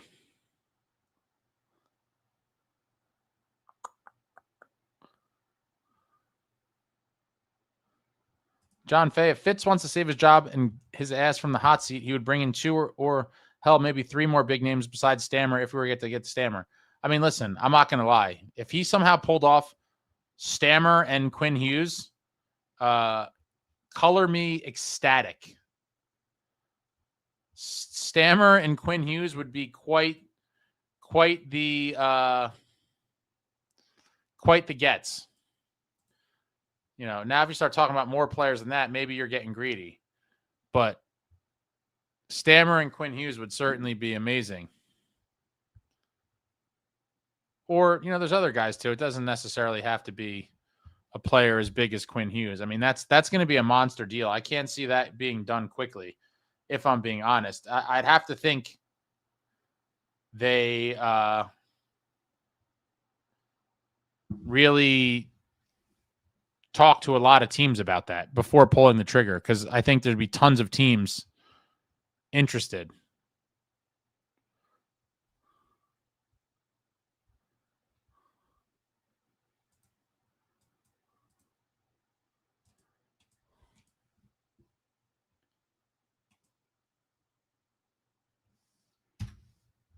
Scanning the comments here.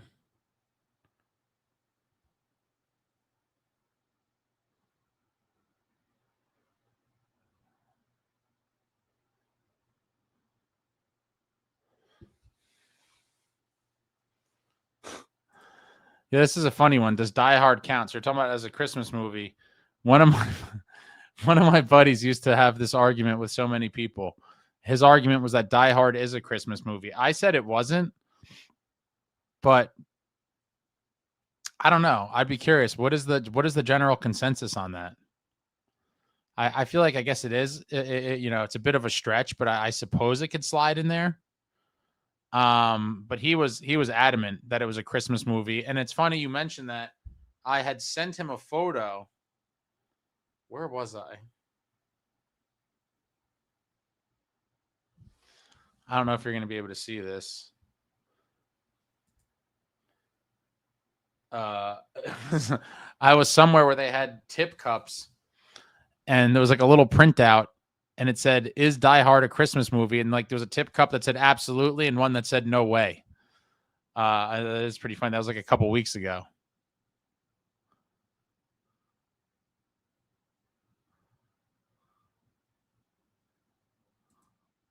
Whoa! I mean, I think if we're being fair, I think Home Alone is way more of a Christmas movie than Die Hard, but.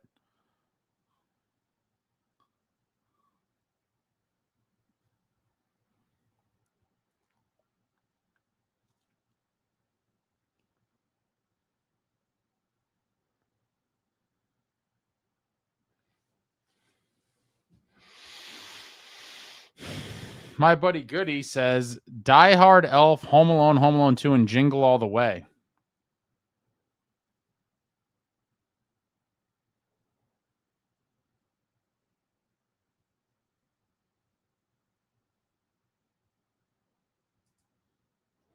Sean Avery has a book, huh? I think I vaguely remember seeing something about that.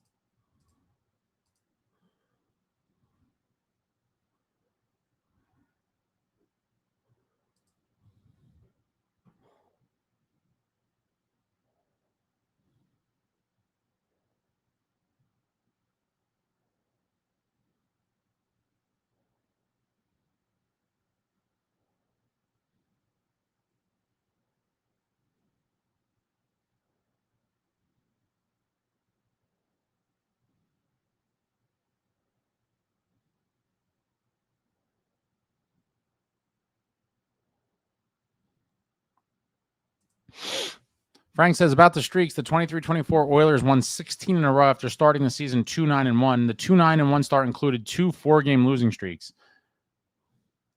No, but I want the exact numbers. An 8-game winning streak and a 5-game losing streak in the same season.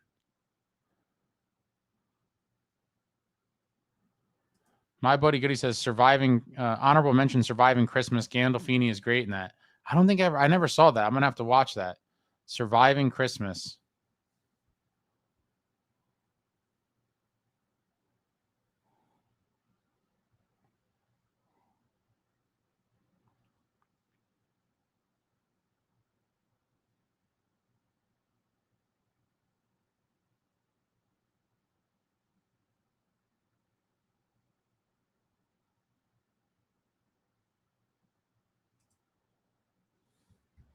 Very soon, Brandon. Very, very soon. Stay tuned. And also stay tuned for the giveaway show. The giveaway show is going to happen soon. I'm hoping to announce the date of it in the next couple days. It's going to happen before the holidays, hopefully. Barring any other setbacks, and I've had plenty of them in life. The holiday giveaway show is going to be one for the ages. And there's going to be a lot of ways to win. I would recommend to follow me on Twitter and also follow me on Instagram, because there's going to be certain things that are probably given away on those platforms specifically, obviously, as well as here. But there's going to be a bunch of different ways to win and things. And the more, to best your chances, follow your boy on everything.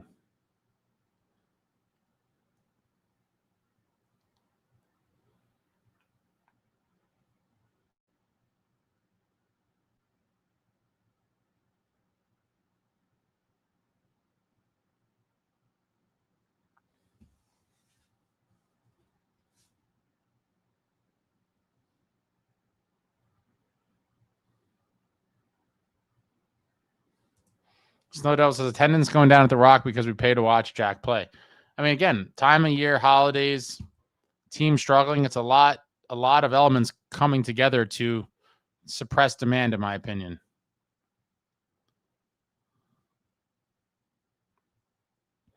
Yeah, Faye, Merry Christmas, little fella. We all know that you're in there and you're all alone. What a great movie. Mark, a lot of folks here attacking a guy who's 35. Imagine the meltdowns they would have had with the 08-09 roster. It's true. Everyone, people, fans nowadays think 32 is dead. Jay Snow, I'm sick of the excuses with this team. It's a pattern with the team. They're not good enough to win a cup yet. What are we doing here? It's time for change.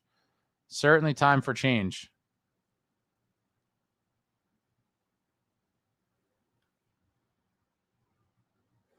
Grabbing Stamkos would literally be picking up other teams' scraps as Fitz has been doing for years. We need some real players in their prime. Who do you think you're getting in their prime? Win now, baby. George says everyone realizes Stamkos turns 36 in 2 months. Oh my God, the horror, 36. Maybe they'll have to install a special wheelchair ramp for him to get in the locker room. Let's have them start constructing it now. Like 36, yeah, he's here for 2 more years. Would be hypothetically 2 more years. Like what is the concern? What is the concern? Buzz, your girlfriend. Woof.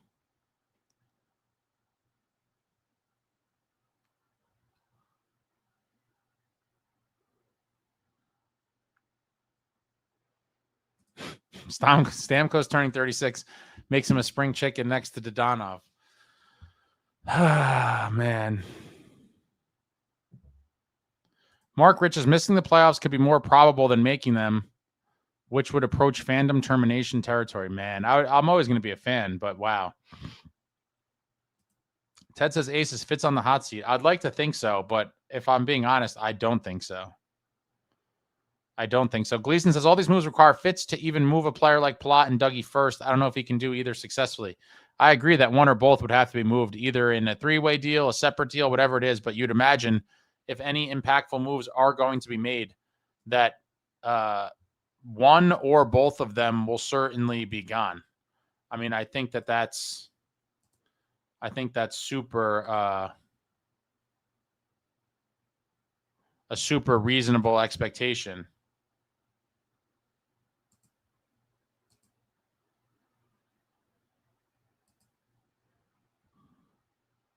Every game counts on every single one. It really does.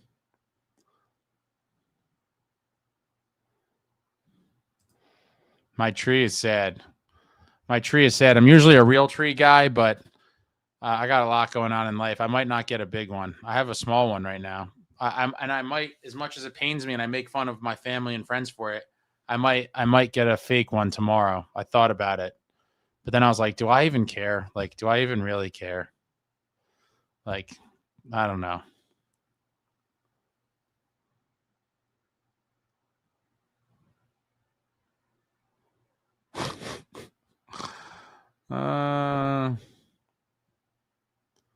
David Chimes says, don't laugh, but I just saw Home Alone today for the first time. Timeout. David Chimes. This can't be real. David Chimes, how old are you? I believe you're 40 plus. How are you 40 years old plus and seeing Home Alone for the first time today? This might be the most shocking stat I've ever heard in my life. More shocking than Tom Fitzgerald still having a job here is that you saw Home Alone for the first time today, December 6th, 2025. 30 some odd years after the movie originally came out. How is that possible?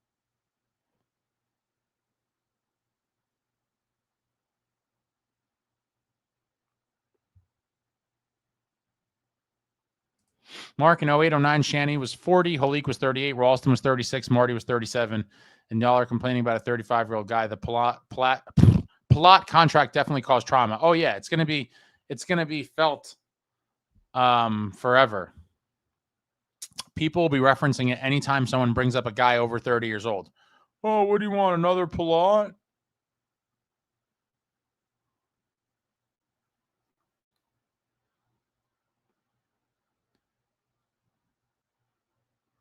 Surviving Christmas, Ben Affleck's in it, and Gandolfini. Did I see that maybe? Let me see.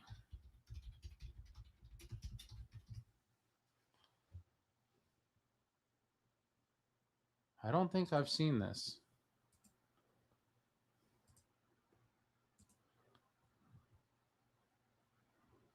Will you dress up as Santa? Possibly. Do you want me to dress up as Santa, Steven?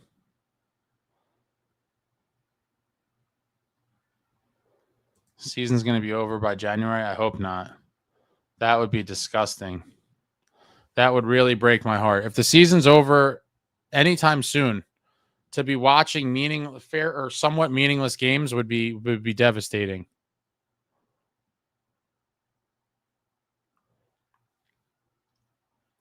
Brandon, 22-23 Devils had a 13-game win streak and a 5-game. Okay, losing.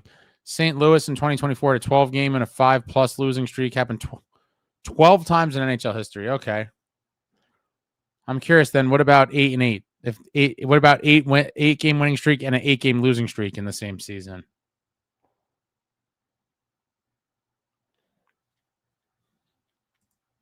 Before Christmas was a great movie. Ovi's totally different. A total specimen. Unlike anything we've ever seen. And great point, Devil Dog. O'Reilly turns 35 in 2 months and everyone wants him. Right. What is the difference? I'm 27 and the way people talk about being over 25 makes me feel like I'm ready to retire in a few years. Yeah, I don't know where this sentiment came, but a lot of it has to do with Palat for sure. The Palat PTSD will live on for a very long time. Can we bring Lou back? I can't see it happening, but I wouldn't be against it. I think there could be potentially better options out there, but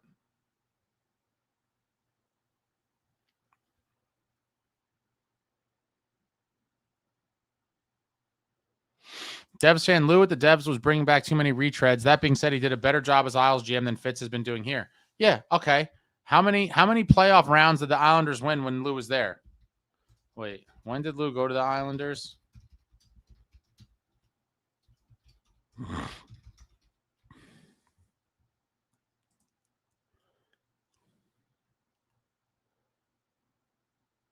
Yeah, they got to the conference finals twice.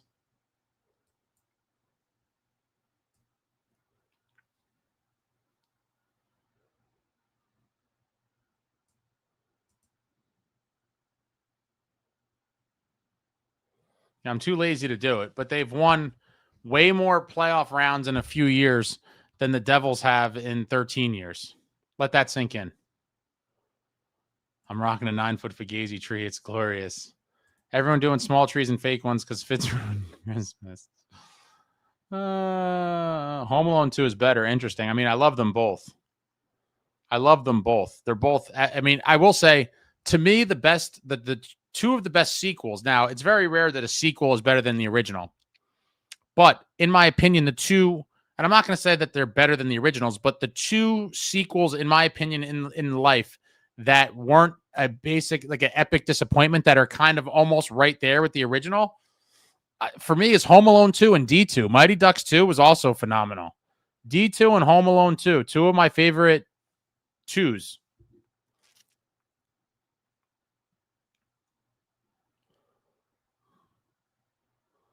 I'm 50. This is true. Laughed more into art films. I mean, listen, you could be into whatever films you want, but Home Alone is like pop culture royalty. Harry. Dress up as Elf? I don't know about that. I think Santa's easier. Kevin McAllister in the grocery store looking for a toothbrush. Excuse me, ma'am. Is this toothbrush approved by the, what does he say, that the American Dental Association? Ace, I must ask, how is Polar Express not one of your top 5? It's almost a childhood classic. I don't know. I was never into that sort of stuff. I don't know. I never really got into the kitty. I mean, there's a couple, I guess. I don't know if I could nudge out at my other ones, though, for Polar Express.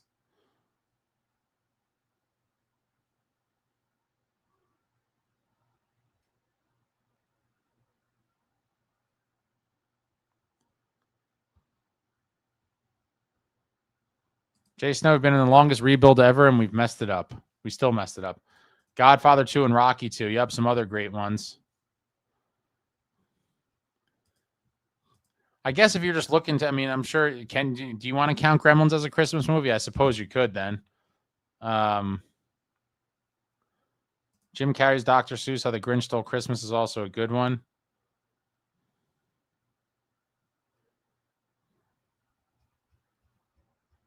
Justin says, win now, but pay for future benefits. Man got paid. He's too goofy. Luke lacks raw talent besides stride and length of stretch. Emotional growth lacking. Too loose a contract. Oh, he attacked me on some nonsense on X. Because I got into a little argument with his buddy. And then he decided to like take random shots at me. And I was like, bro, like what? Like, okay.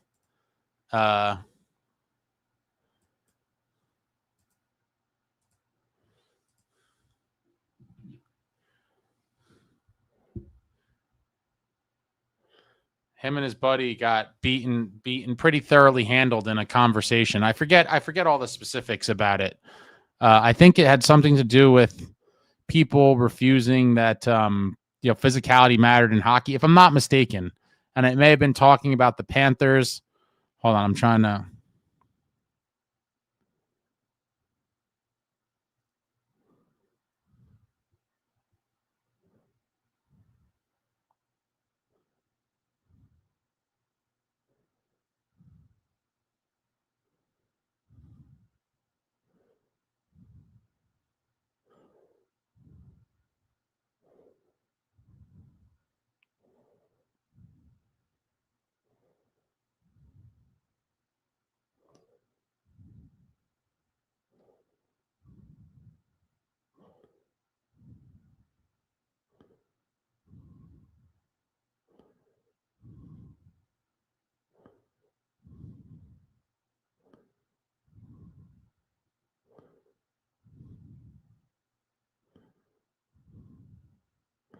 Yeah, so he called me. I'm just looking here.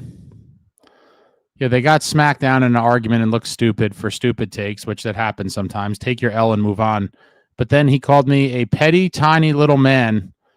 It was basically involving one of his buddies in analytics when he was comparing Sprong to like the greats of the game.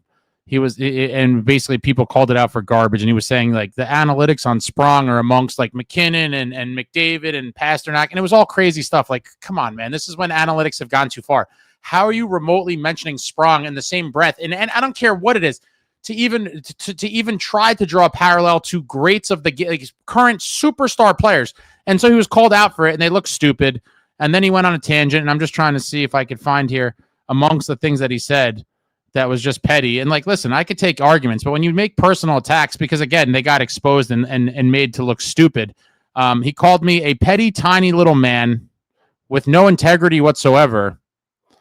And then he also said, called me a grifter and a petty asshole. There was more, but I'm not going to waste any more time on this. But it was completely over the line, and it was like, buddy, like, okay. But, that's people get really in their feelings when they get embarrassed, and him and his buddy were embarrassed. It is what it is. Accountant 2 was excellent. Anchorman 2. Jay Snow, we just lost to Boston without Pasta and McAvoy. I'm ready to blow this garbage up. Fitz also gave everyone a no-move clause, so good on him. There's still a way out. I do believe a competent GM could fix this team for this season. I really do. I really do. Original Miracle on 34th Street, best Christmas movie. John Candy and Joe Pesci and Home Alone both made me lose my today. Not lying about seeing it for the first time. It's crazy. Harry.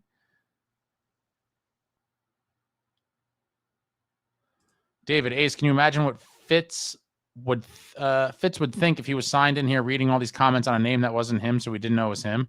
I certainly hope he has better things to do than that.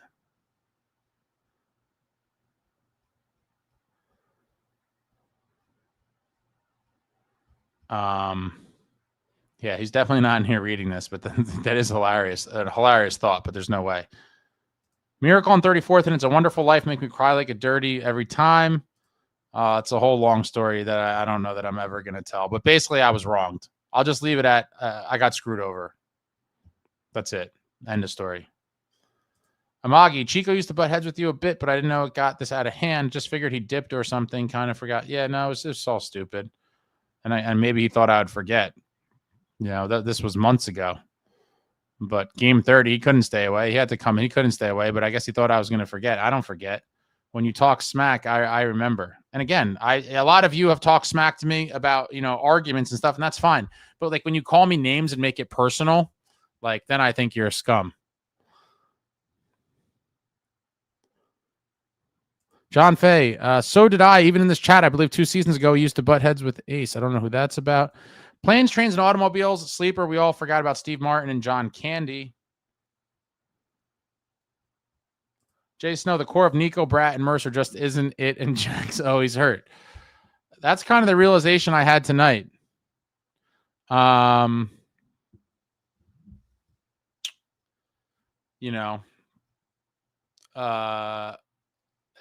We've seen this movie before, and so I'm now unfortunately coming to grips with the fact that barring some major changes, we're headed for the same ending. More of the same, either missing the playoffs if nothing is done, which again, history has suggested that nothing will be done, missing the playoffs, or getting dusted pretty quick in the first round at best case scenario.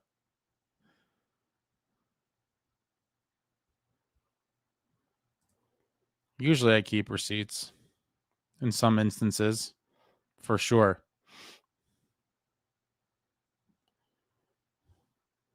Good night, Frank.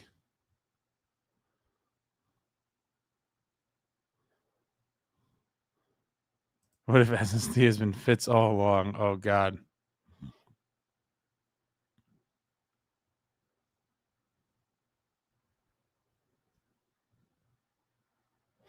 Crazy Alex, good night. I don't know what to think, but I think we're in for a rough one. I guess we're in for a rough one. I think so. Natasha, I'm just waiting for the Celebration Day live. Fitz fired. Well, the celebration will be heard around the world.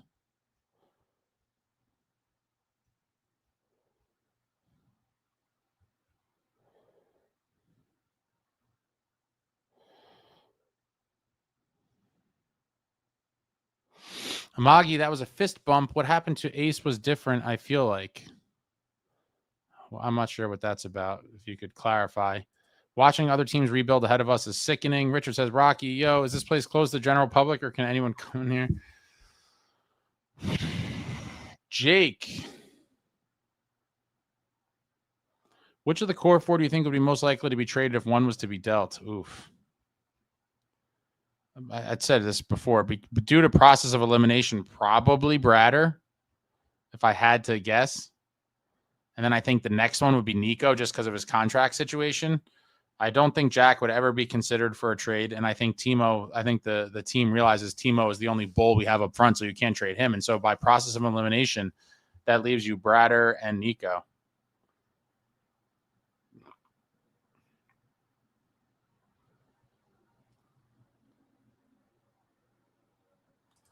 Brand says, Ace, if you're curious, I sent you the win streak and losing streak stats on your last tweet. Thanks. I'll check that out after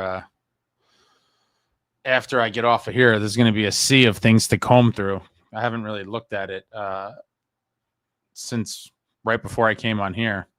Amagi, part of me wishes Fitz would do a presser, but I also feel the questions would not only be soft, but Fitz's answers would be even more, softer, systematic type BS. Yeah, there's no real media. I mean, they don't want real media. They pick and choose. They do their little, merry-go-round, and on we go. I doubt he has a real media availability for quite some time.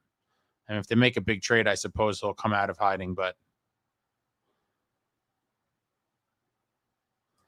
John says, if Fitz does a presser, you know how many people in the chat would ask for his head? Are you talking about on the stream?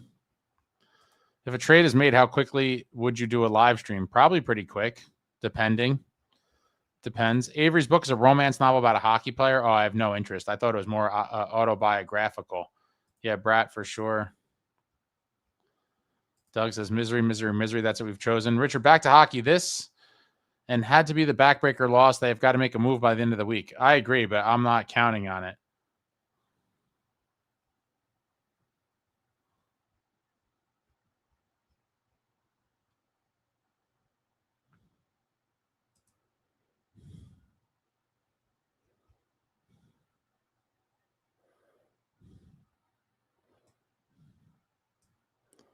Chicago cut when the season went awry.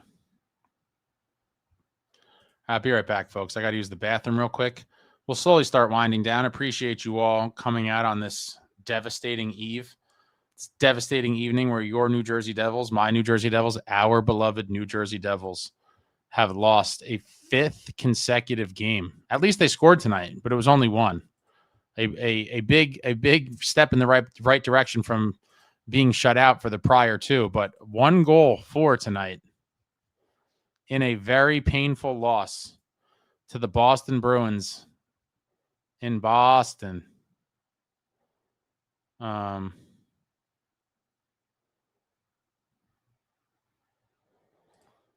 Bratt, he plays the same game as Jack, but doesn't score. I take a drunk Bill Zito over a sober Fitz. Bungie, I'm going to go to bed. Sorry for the brain cells. Everyone lost my rambles. Keep up the great work, Ace. Thanks, man. Have a good night. Get your rest. Romance is pushing it. Avery's book is more of a smut book than romance. What is he writing, like porn fiction? I didn't know he had that in him. Chicago cut equals the shining Jack Nicholson photo. This photo will go down in history. Wonder how the steak is there. It's probably pretty good, I'd imagine. Looks like we're in for a long, dark winter. Burn that photo. Look at the standings for a minute. I'll be right back.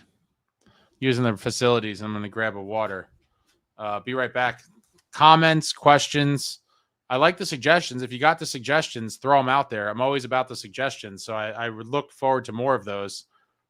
Throw them out. Be back in 2 minutes, and we'll start winding this thing down. It's Saturday night, so if there's still some folks in here and there's some good questions or comments going, I'll stay around for a minute, for a little bit. I have nowhere to be other than in my post-game depression when I do my post-game routine. But be right back. 2 minutes. 2 minutes.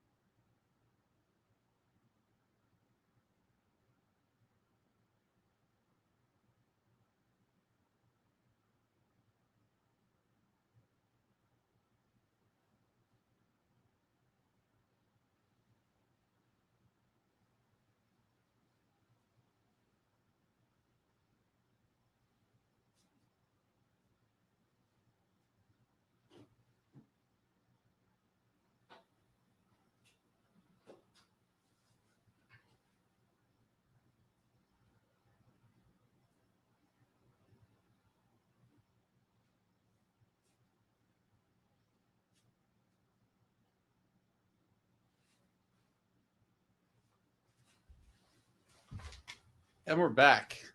And we are back. We are back. We can't burn the photo. Oh, wow. I want to know what the scouting team saw in Lamico. Man, I hate seeing that guy's face.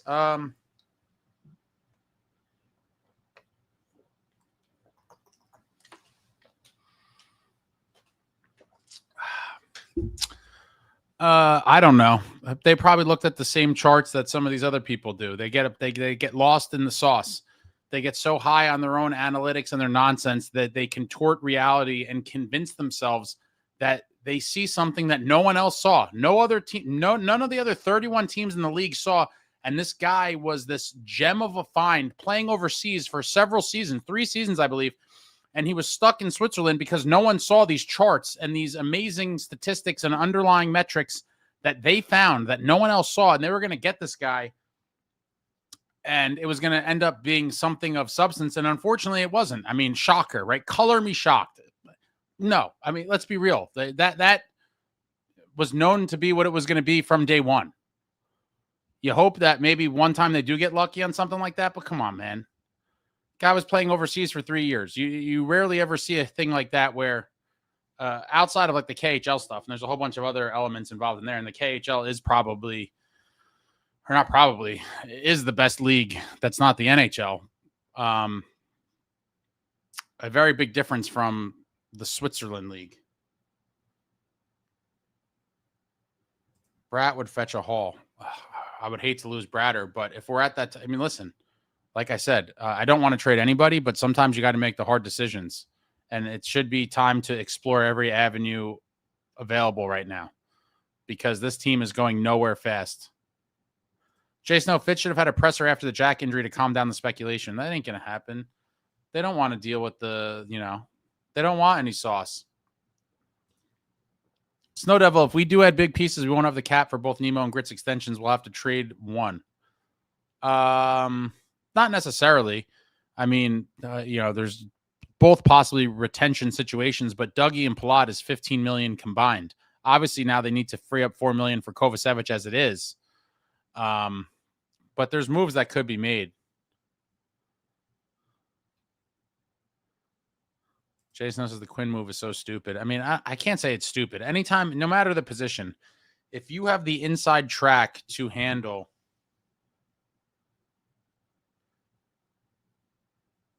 to get a superstar elite player, you got to explore it. And the Devils are in that position right now. Hey, Russo, I speak for 99% of the people here. Appreciate you doing this for all of bro. Thank you. I think something's missing there, but I kind of get the gist. Thank you. I appreciate that. Always like hanging out with you fine folks. And just, again, we haven't been celebrating much at all. It's been mostly, commiserations and group therapy and whatever else. But it's much more tolerable with all of you fine folks than just stewing to myself with all of these thoughts and rage trapped inside me. Jason, we have no forwards who can score already. 360, who is your major shakeup core player trade that is not Brady Tkachuk? I mean, I don't think Brady's realistic. I've said it a million times, but I'll still always dream about it. Another one that's a pipe dream probably is Tage Thompson. I don't know. I don't know who's realistically available or could be traded, but something along those lines where a guy is brought in that's going to have an impact that clearly pushes the team in a different direction. Or I'll say, for lack of a better term, diversifies the portfolio of the forward group, because right now the portfolio is very much the same. A lot of repetitive type of pieces. We need some different pieces in that portfolio, and they need to be some scritty guys, skilled grit, warriors, guys are going to get dirty, get down and dirty, and do what it takes to win. Show me some fire. Show me some fire. Oh, Turco, my man Brian, you're up late tonight, bro. I didn't know you had this in you. You must be all fired up after this horrific loss, too. Lethal weapon, too. Hockey spring golf guy. Would Quinn even want to come at this point? Both bottom feeder teams. Listen, if we didn't have his brothers, no, he wouldn't want to come here. But guess what? Guess what? Oh, that's right. We do have his brothers. So we are the only team on planet Earth in the NHL or any league else throughout the globe that has both of his brothers locked up long-term as players for the New Jersey Devils. And for that reason, regardless of where we stand today, of course he has interest in coming here. His brothers are the main draw. And knowing the type of, guy that he probably is, he has faith in his ability. And even if we are a bottom feeder right now, in his mind, I'm going to go there and play with my brothers and we're going to win a cup. Now, whether that happens or not, totally different story. But I believe that he would believe that he probably believes no matter what team he goes to, he's going to make them a contender. So it won't be any different when he's looking at a team that has his brothers.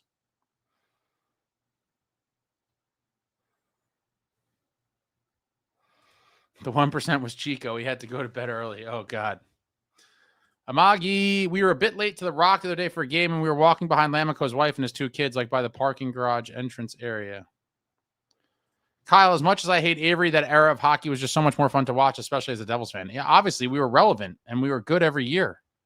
I mean, obviously, that's more fun. Naked Gun 2. Santa Claus 2. Yeah, I'm still alive, man. Late one for sure. Saturday night special. Saturday night special. Kyle, I worry that we'll never get the same vibe of the 2000 Devils again in our lifetime. We're so far away from what we were. Listen, if that's the bar, then you're just setting yourself up for disappointment. It could never be that no matter what. But there's oceans of difference between that time period and where we are now. Many oceans. Just close the gap a little bit. Just get us anywhere remotely resembling that. Will it ever be that again? No, guys, and it can't be. And the reality is you have to realize we had all-time greats and amazing depth players. You're talking about the greatest goaltender of all time to do it in Martin Brodeur between the pipes. Then you had 2 of the greatest defensemen of all time, one of the defensive murderer variety in Scott Stevens, and the other one in the smooth skating, effortless hockey genius in Scott Niedermayer. And then those are just, from the net and defense. 3 all-time greats. And then over the years, just a rotisserie of amazing forwards and role players, whether it was, the Patrick Eliashes, Alexander Mogilny's, Peter Sikora's, the, Arnott's, Billy Guerin's. I mean, you just go through the years and you just great players, great depth, great complimentary other guys in the D-corps, whether it was, Kenny Danico, Colin White. I mean, just Rafalski, just the names go on and on. Malikov in 2000. Solid guys, 95, like Chambers. I mean, just great pieces all around those guys for that whole run. And you'll never see anything like it again. It will never be duplicated, but just get me something remotely even just a remote resemblance of any kind. We are so removed from that.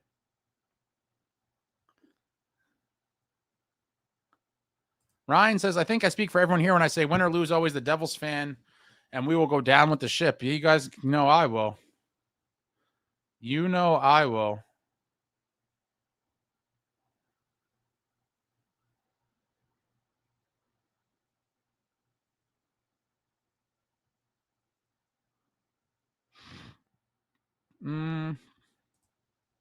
Justin is disturbing the piece. I got thrown out of a window. Not Tasha. Wait, Ryan, how old are you? When did your fandom start? Kyle, I listened to it too. Guy's a tool, kind of entertaining, though he's a total hypocrite talking about dress codes. What is that in reference to? Oh, chiclets.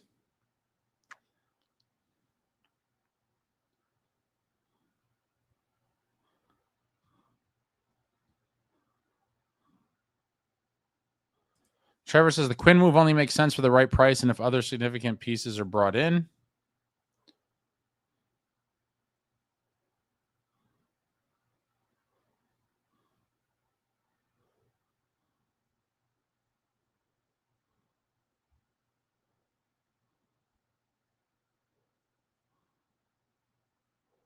People bashing SST.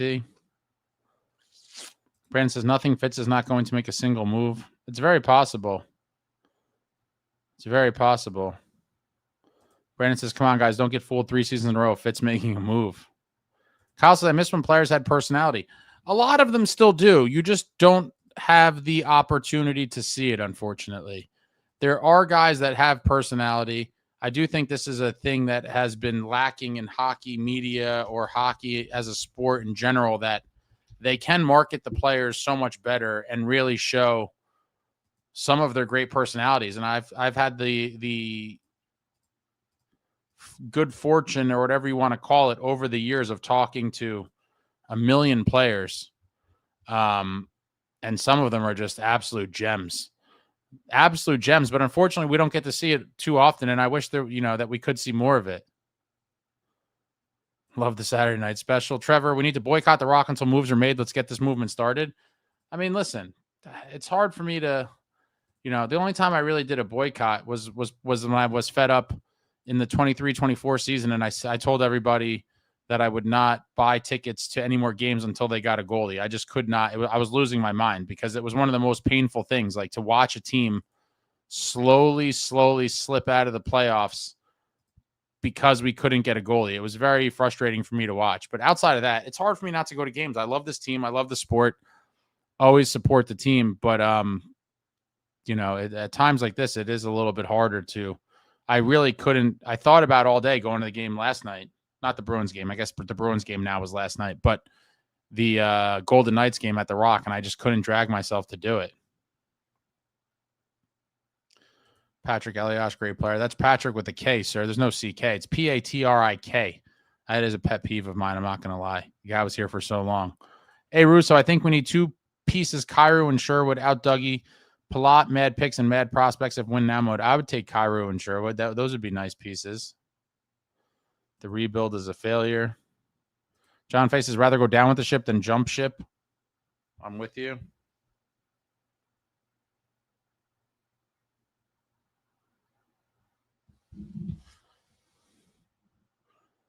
Oh my God, Chico's tweeting at me right now, dude. These are the see, like, it's one thing, dude. Unbelievable.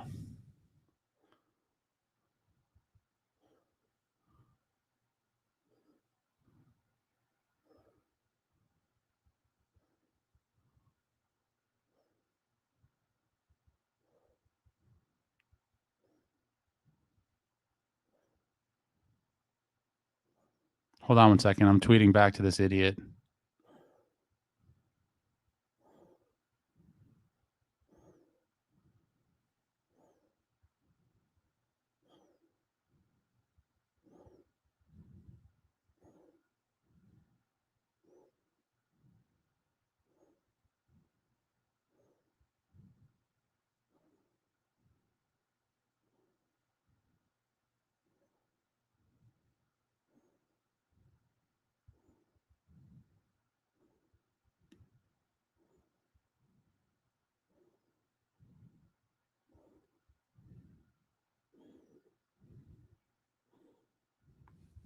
What a clown. This clown just tweeted at me. I'm going to lose my mind. He's one of these pathetic people. I probably will now. He's left me no choice. If he just kept his mouth shut, I would have let him talk amongst you guys. I wouldn't have shown his comments or paid him any mind. But he's literally tweeting nonsense. Here I thought you had tagged me, matured a bit, but I see you're still a dishonest, petty, pathetic little man. What is dishonest? I literally read what he said. He attacked me personally after he got embarrassed, and now he's coming back for more. Like, bro, take your L and move on. Get a life. These people have problems. Larry, well, it was about the same time of year that they fired their GM and hired an unknown Lou.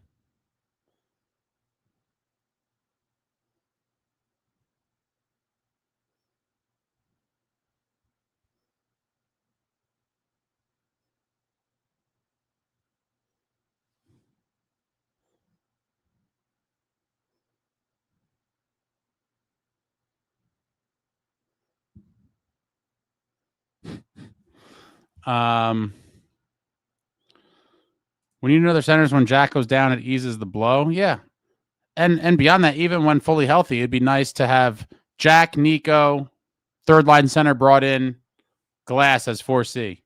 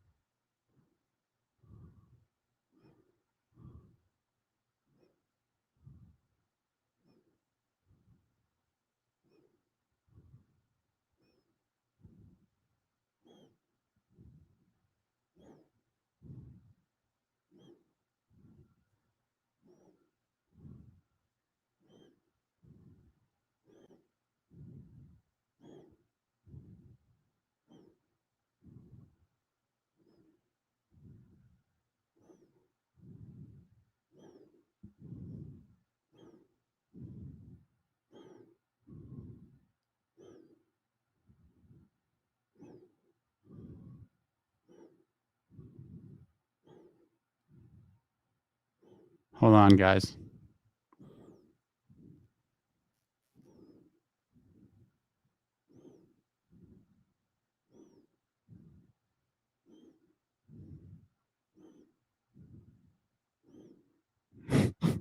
Yeah, this is going to get hilarious. Some people don't know when to just stop. He's apparently one of them. When we get Quinn, whatever that is, we need. Then we have 2 Hughes that get injured often.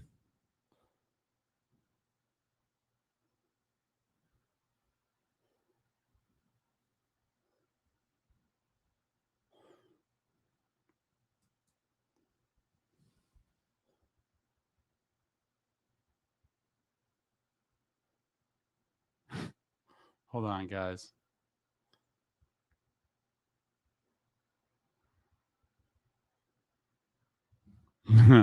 Hold on.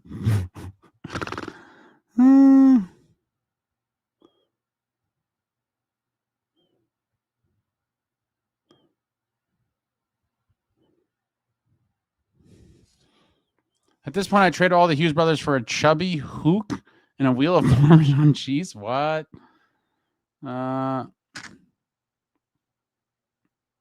Trevor, what I really don't get is that Fitz hoards all these futures and he won't be here to see them play. Trade the futures for a win now.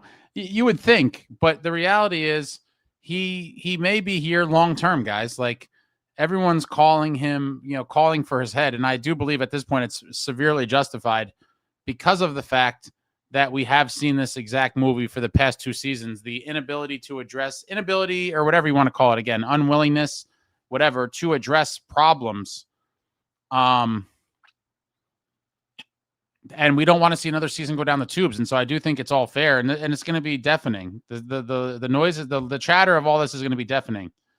Snow Devil, from what I hear, Grits has personality and puts on display on his Telegram, but I don't speak Russian or have Telegram. I see other people repost it, and I think they have to translate it.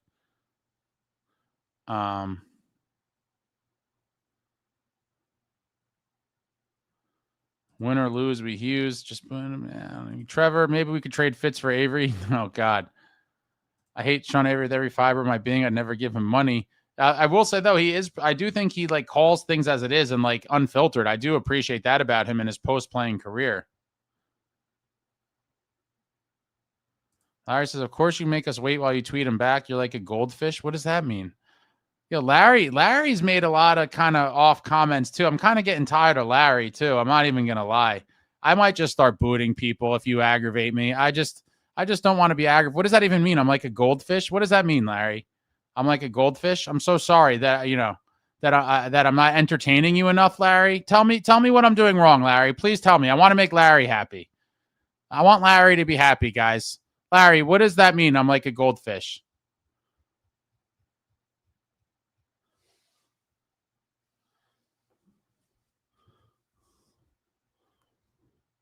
Anyone have Chicos? Are you talking about Chico Resch? Ryan, Jack is a superstar, and we were lucky to have him because any team would love to have him. Yeah, but he's got to stay healthy. And unfortunately, in an unprecedented situation, I never would have dreamed he would be out for 2 months due to a steakhouse-related incident at a rookie team dinner. That was not on my bingo card. And I don't think anyone saw that coming. That's completely just insane and unfathomable. And it's bad luck. It's truly bad luck. And that's why I really believe the injury curse is real. Guys, oh, thanks. Sean Avery is a disgrace to the human race. Fentanyl Floyd, can't wait until Fitz's 2026 post-deadline press conference. At the end of the day, the asking prices just didn't line up with where we are as an organization right now. No one's going to accept that anymore. You could get away with that for a couple years to the people that don't know any better.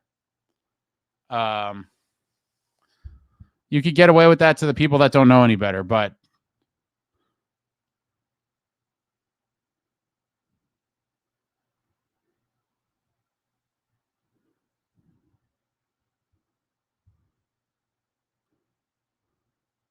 yeah, Chico's having a tantrum because he's been exposed. I don't even care. Right. Oh, he blocked me. Oh, no, he blocked me. He blocked me. Man, talk about you just guys witnessed everything that's wrong with the internet and people that do this stuff. He blocked me. So there you see it, guys. He personally attacked me, just for the record, and I will put the receipts out. I mean, I'm not even going to waste my time. I have receipts, but I don't need to. Everything I said is true. He called me all these names, personally attacked me. Then, after I made a quick comment and did not really give it too much time on here, when he tried to crawl back in here and I called him out on it, he probably thought I'd forget, which I don't. When you act like a slime to me, I won't forget it. And you say personal attacks, which he did. Again, a lot of you, we've gotten fights, and I'm cool with it. I'm not that guy. But if you personally attack me and call me names and say outrageous stuff, then we're not cool anymore. Fighting is one thing, but personal attacks is different. He personally attacked me. He stayed away all season. He came back in here today thinking that, I don't know what he thought, that he thought I was going to forget. No, my memory, I don't forget dirty people like you that do stuff like that. So he came in here and I quickly called him out on it. And then he threw a tantrum, tried to attack me again. And that I point out the hypocrisy of his nonsense, where it's like, buddy, I'm on defense here, just pointing out what you had done, throws a tantrum, and then blocks me. Good riddance, man. People like this, I want no part of. I'm so sorry. I have no patience. I have no anything for this. And then he goes and he writes something else and then blocks me. Yeah, he was right. He attacked what my dumbass can't understand without any context and twisted words and straight up lie. And you are, in fact, a pathetic little man. At this point, you'll probably stay that way forever. Then he blocked me. Thank God. I hope I never see or hear his name again. He is the problem with the world today, summarized in one internet moron. And on that note, we go back to the chat. Crazy Alex, I'm back in the chat because I can't sleep. Yeah. John Fay, dishonest. You are the most honest person I think I know, not personally. That is some unemployed behavior. I'm sure Marty had some choice things to say about Avery's book. I don't think Marty's, anytime he's been asked about it, he seems kind of indifferent. It is kind of funny, how that whole feud kind of took on a life of its own and somewhat into their post-playing careers, because Avery has talked about it on plenty of shows. And it's kind of funny. Brandon said, I'm surprised he didn't block you. No, he did block me. That's the final maneuver. When these people throw a tantrum and they've firmly lost, then they throw the block. Like, oh no, please don't block me. After you get called out for attacking me, then he's the victim. Get lost. I have no time for people like that.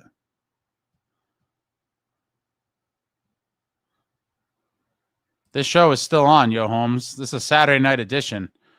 People are just drowning this kid in the chat. Justin says, I know one thing. Everyone hates the Rangers.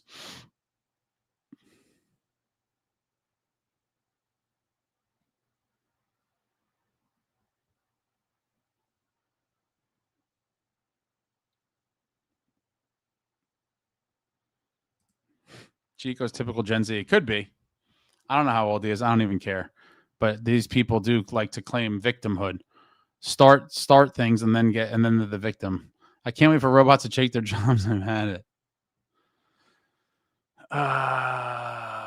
Easily distracted. Yeah, Larry's on thin ice, guys. What do you got? I'll take a group vote on Larry. I could do without him. I could do without Larry. He's just saying the tons of nonsense. What do you guys think about Larry? I'm on the fence. And I hate booting people, but I'm curious what you guys think about Larry. I'm kind of at my end with him too.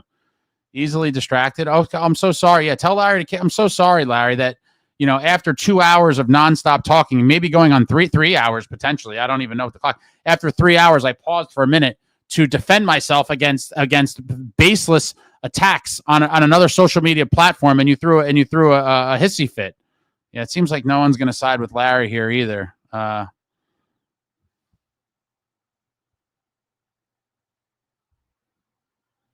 Yeah. It sounds like that scene in The Big Lebowski. No, you see what happens, Larry? Do you see what happens, Larry? One of my favorite scenes in that movie. A great movie.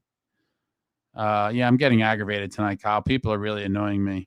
Not sure what's the personal tax. The crappy Devils team's enemy.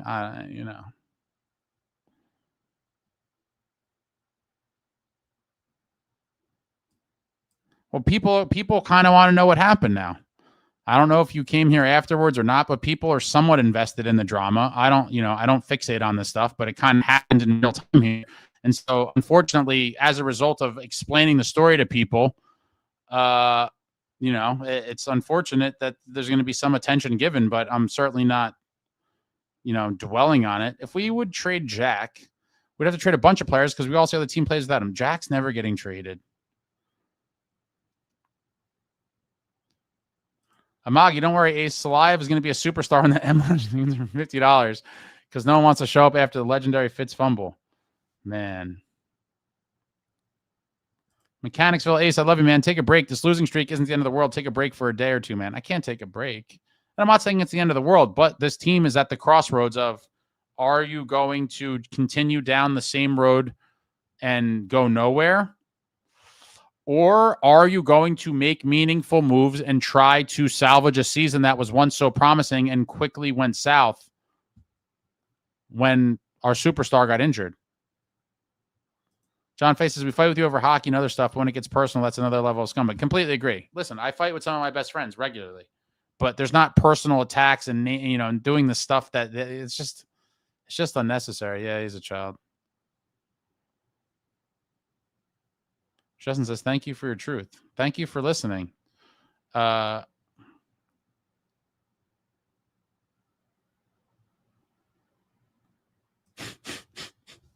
Trevor says, you guys think this ace is wild? Just wait for trade deadline day. It'll probably be much more calm because I think I'm prepared for it now. I was so aggravated last year because I foolishly believed that something was going to happen. Snowdell says, glad you're coming back to the chat because Larry was getting impatient. I know. Free agency ace is the best. Woodson says, so how are we fixing this team? I'm curious, Woodson, what do you got? And don't Woodson, give me ones that are at least based in a small iota of reality. Don't tell me trade the Hughes because we know that's not happening. So please don't waste my time. Give me realistic ones that have a chance, at least a small chance of happening. Don't give me ones that have zero chance. John Fay, we love you, Ace. We are glad to have you. Love dealing with our BS and shenanigans, even if it's not hockey on some occasions. No, I like the community for the most part. I really enjoy this. It's been fun. And unfortunately, once in a while, there's going to be bad actors and people like that come along that have to be dealt with. And it's unfortunate. I don't like it. I don't try to engage in these things, but sometimes people give you no choice. And so here we are.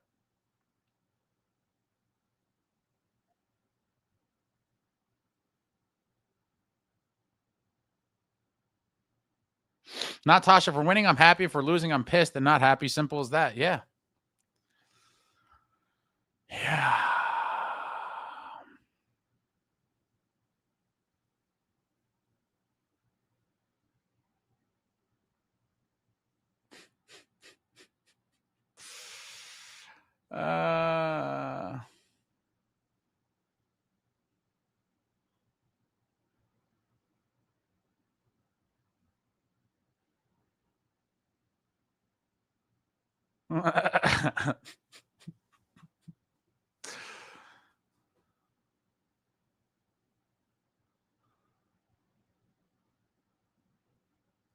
I've been overly positive during a painful losing streak, but this was the end of the line for me. There's no more positivity to have.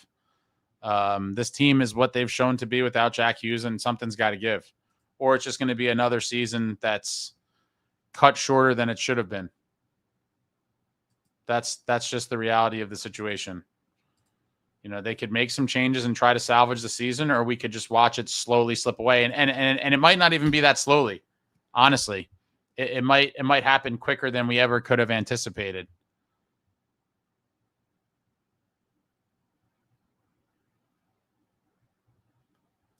No breaks. We love the wins. Love the lives, win or lose. Man. John Fay, the real MVP of the season, no matter what happens this season, is Ace. I don't know about that, but I appreciate that. Season MVP so far, I'm probably going to get some flack for it, but I think I'm going to have to go with, I'm going to go with Timo Meier as of right now. Timo Meier. What's up, Evan? Don't let the trolls get to you. You are the GOAT. No, I don't care. It's not even about that, but I appreciate that. Just people talk smack, and it's like, listen, if you're going to talk smack, don't think that A, I'm going to forget about it, and then B, I'm going to let you slide. Like, no, man, you're getting called on it. And then to act like the victim after you're called on it. Like, what? Get lost. Kyle, we buy out Luke and Palat. Come on. Like, this is, no one's buying out Luke, guys. A part of that deal,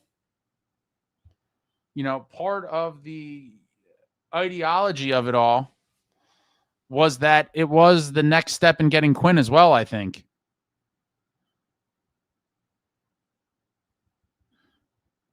That was also part of it. I think they kind of wrapped all that into the math they were doing. They're like, all right, so we have Jack at this price. We give Luke what he wants, get him here, and now we're kind of on the Quinn Express train. Because with Luke here, long term, this is it. Like, yeah, obviously they could try to wait it out and play together when they're old, like when they're super old.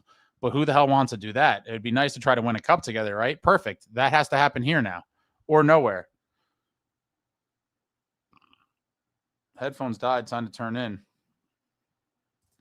Chowski, the only real change will happen when one of the core four is traded. Sadly, I agree. And we might be at that time. I'm not saying it's definite, but I'm pretty close to that at this point. And the questions are more than fair now. We've seen this over and over and over again. At what point do you say it's not working? It's time to go in a different direction. Steven Ace, did Tony Soprano die at the end of Sopranos? It's a tough one. It's a tough one. I actually don't. If I had to, I don't even believe that the writers really have an answer. I mean, obviously they've said, no one knows, but like, I think they played it in that way where, people will talk about it forever. I don't know that there's even a real answer to that question. I don't think there is.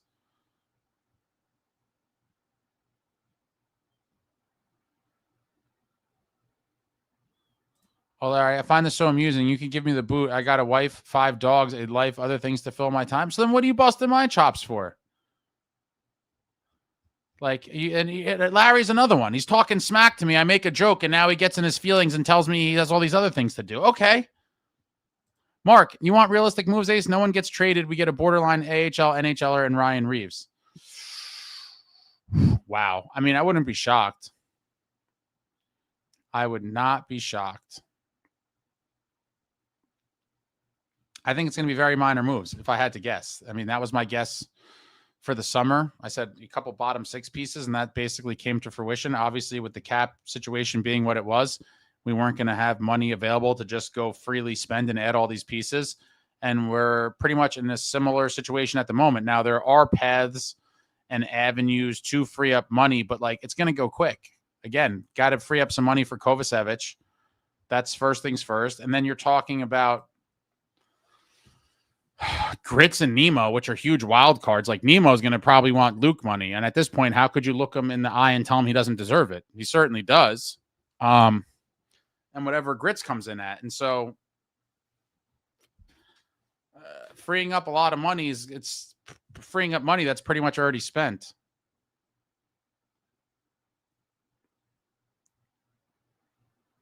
Ryan, believe that not too long ago, the Rangers were way behind us in the standings, and now all of a sudden they caught up to us and have the same amount of points. It's sickening and disgusting.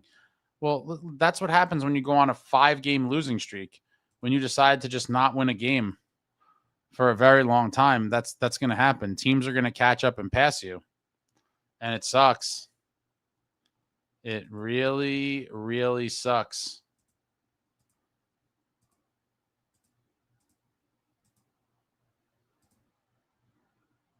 It's a very painful thing.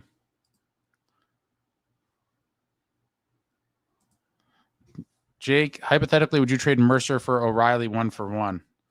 No, I wouldn't. That's just a lot. That doesn't, you're addressing one hole by creating another. It makes no sense to me. Amagi, my Grits jersey came in. Can't wait to get it signed on the 28th. Very nice.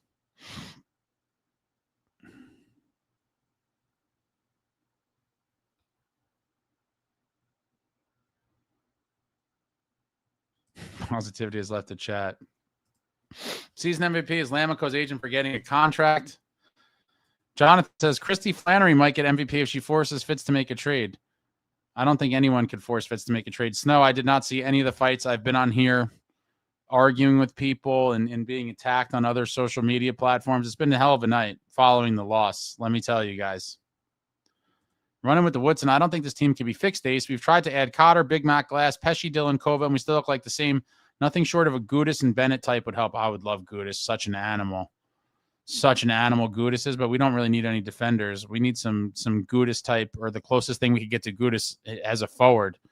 But I don't know. It does seem like we're just living in the tail end of a failed rebuild for sure.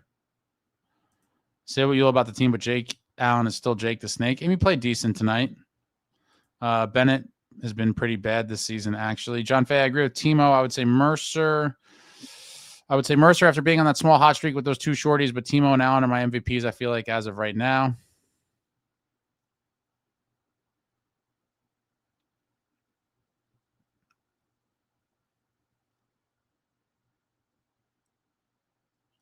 Not the MVPs, but best surprises this season are Nemo and Mercer. I agree with that. We have a vote for Tony died. Luke can be traded. He somehow got Fitz to not do a no trade clause. Again, you know that's not happening. We're getting all three Hughes brothers. We're not shedding any.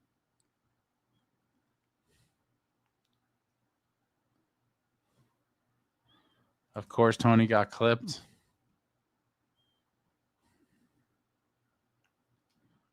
Timu says QH will be traded to a contender during the trade deadline. That's very interesting. Very, very interesting.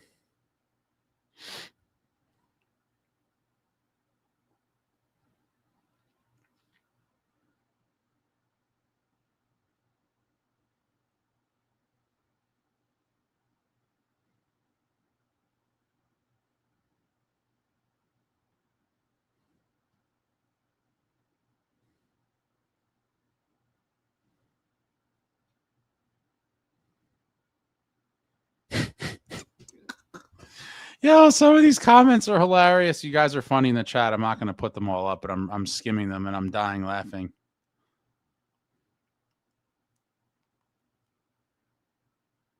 Fitz is the cancer. Get rid of the Fitz. Get rid of Fitz. Problem solved. 10 years of Mercer for 3 years of Ryan O'Reilly. I'm not doing that. Jersey Roots, like and subscribe, all you filthy animals. Yeah, thanks. Hit the thumbs up. We don't win wall battles. We don't forecheck. We can't maintain ozone time or cycle pucks. Yeah, this is all true. This is all true. John Fay, going 3 hours, Ace must be a new record besides for the post-game lives while watching the game.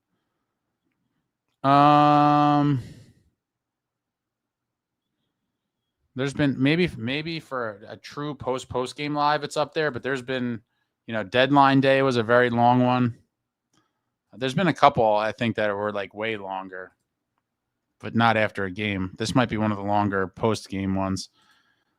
Flannery with the heat on X the other day. Hopefully she continues with it. I mean, yeah, she's just saying the obvious. She's being honest, and everyone's it seems like everywhere you turn right now, people are saying a very similar thing, that we've seen this before.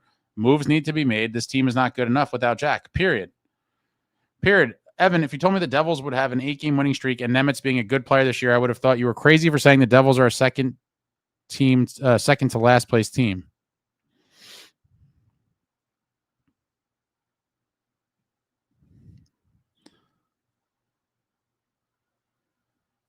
Jason says I wouldn't trade for Quinn. Ryan, need some bull type forwards, drive the play physically in the bottom 6.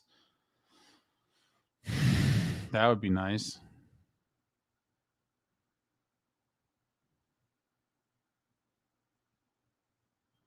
Free agency live was the longest, 10 hours. It sounds about right.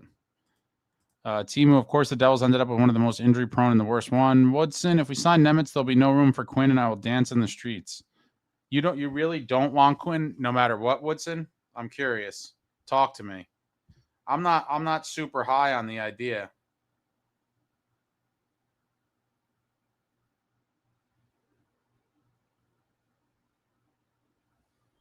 I'm not high on the idea.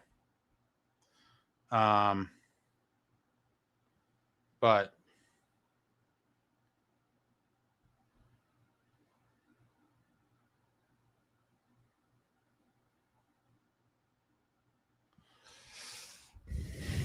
he is a great player. I just wish we could put those assets towards a mega impact forward, but it's not going to happen. And so if they're willing to make the run at Quinn, I have to just be, embrace it because he is a very good player.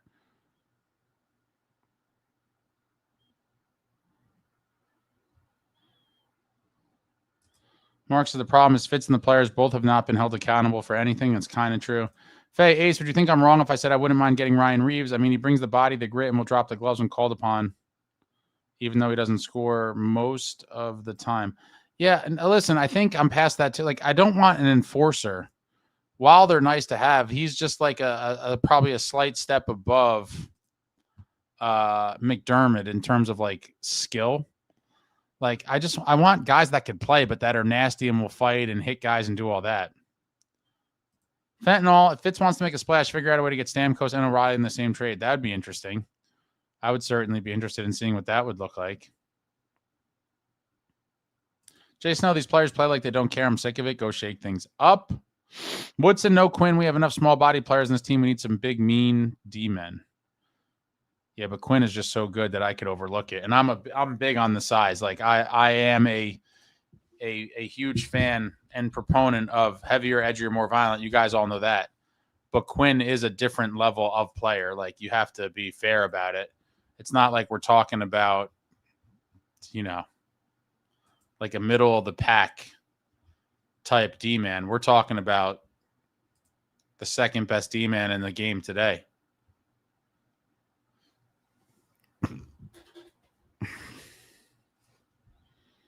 Mechanicsville, no one who knows puck wants Quinn Hughes to join New Jersey. I disagree. I think there's millions of people that want him. I'm not clamoring and dying for him like many people are.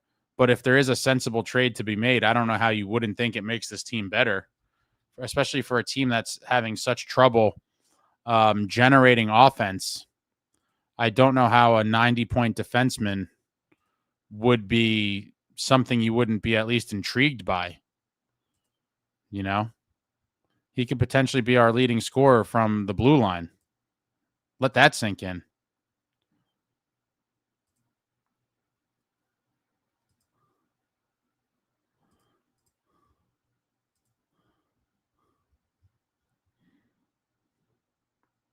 Brandon, what's interesting in this core is that the winning streak and big losing streak in one season twice, and it's rare, so this team is just inconsistent. Yeah, completely inconsistent.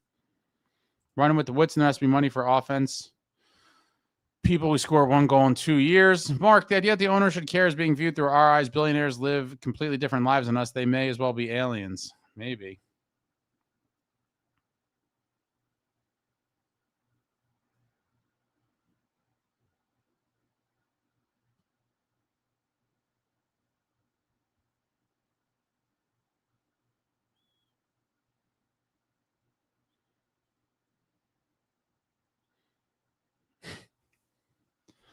Mercer, Jack Bratt, and Nico are all small businesses players. What is businesses players? Timo.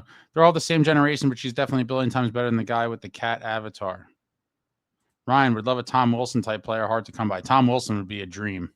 He'd be super high on my list as well. Tom Wilson, a guy that could score and just pop people and do whatever.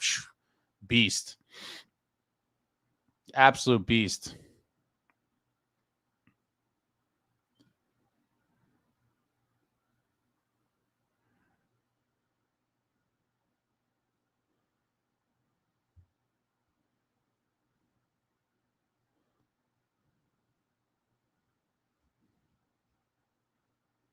If we get Quinn, we should also get Thatcher Demko. I wouldn't be surprised if Quinn's production falls off when he comes here. I hope not.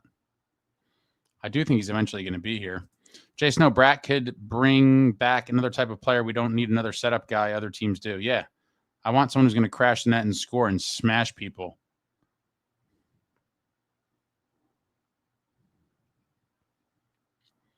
Chowsky, the inconsistency in the team throughout these last 3 to 4 years is a huge sign of a lack of leadership. Not Nico's fault, but lack of leaders who know how to get over a hump. Maybe. Too many heads go down when things are bad. Yeah, it does look like they just kind of get dejected and folded up. Trade Bratter for Tom Wilson straight up. Oh, boy. It's an interesting one. Kyle says, I hope the team gets sold. Gleason, we need more players who just play tons of minutes but don't score any 5-on-5 points. Fitz, get on it. Find another Lamico. John Fay, why are we hating on Bratt? Yes, he's on a drought right now, but dude forces his way into the ozone. I don't think people are hating on him, John. I just think that everyone realizes that something has to give. Maybe this team does need a huge shakeup, and by process of elimination, it does seem as though Bratter, if a core piece was going to be traded, that again, by process of elimination, if you go down the list, Bratt seems to be the most likely of everybody in the core. Trade Bratt for Tuck. Tuck's going to want too much money. He's supposedly he wants like $12 million, I think. The roster we lost to tonight tells us all. Woodson, we need players to force the puck in the net. Trade Bratt for Jack. What? Trade Bratt for Jack. Offer a pick too. Jack who? Mark, we don't have those guys that are willing to contribute in any way. If they can't score, they hit. If they can't hit, they fight. Basically, if these guys can't do what they're best at, they give up.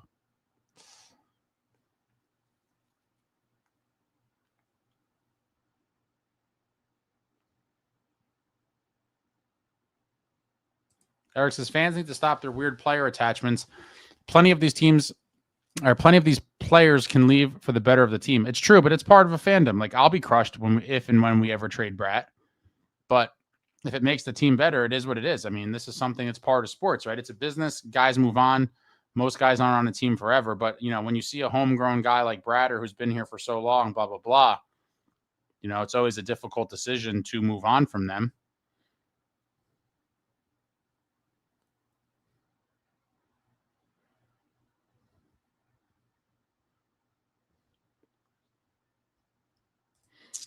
Marcus Stanza, we need another Covey. If he was having a hard time offensively, then he would up his physical game hit and sometimes fight to help his team. Timo says, I'm not attached to anyone. Devs fan 202, team needs someone to stand up in that locker room and say, it's on the people in this room. Stop whining about who's out if it's not coming from the coach. I would love to be a fly on the wall, but these are all things we'll never know. And again, a lot of modern day guys, maybe that they're, most of them maybe don't honestly care as much as we do. Who knows?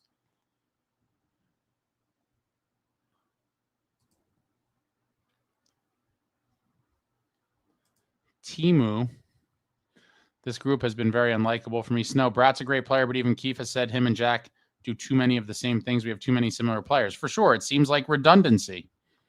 It seems like a little bit of redundancy, and who's going to bring a new element? Get some scritty guys.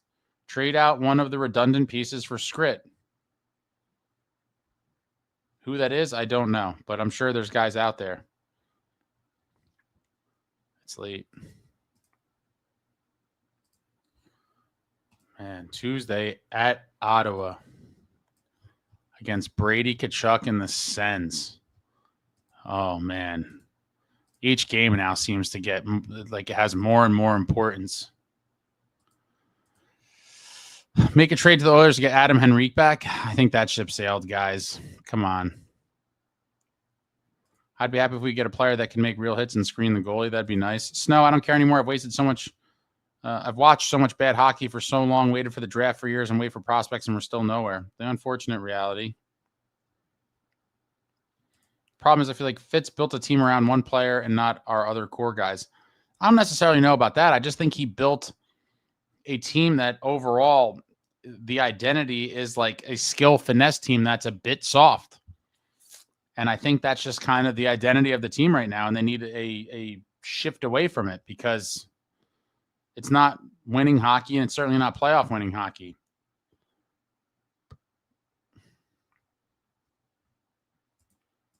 Steve says, honestly, I think there's more of a chance cloning Timo and playing both of him than Fitz making a big move.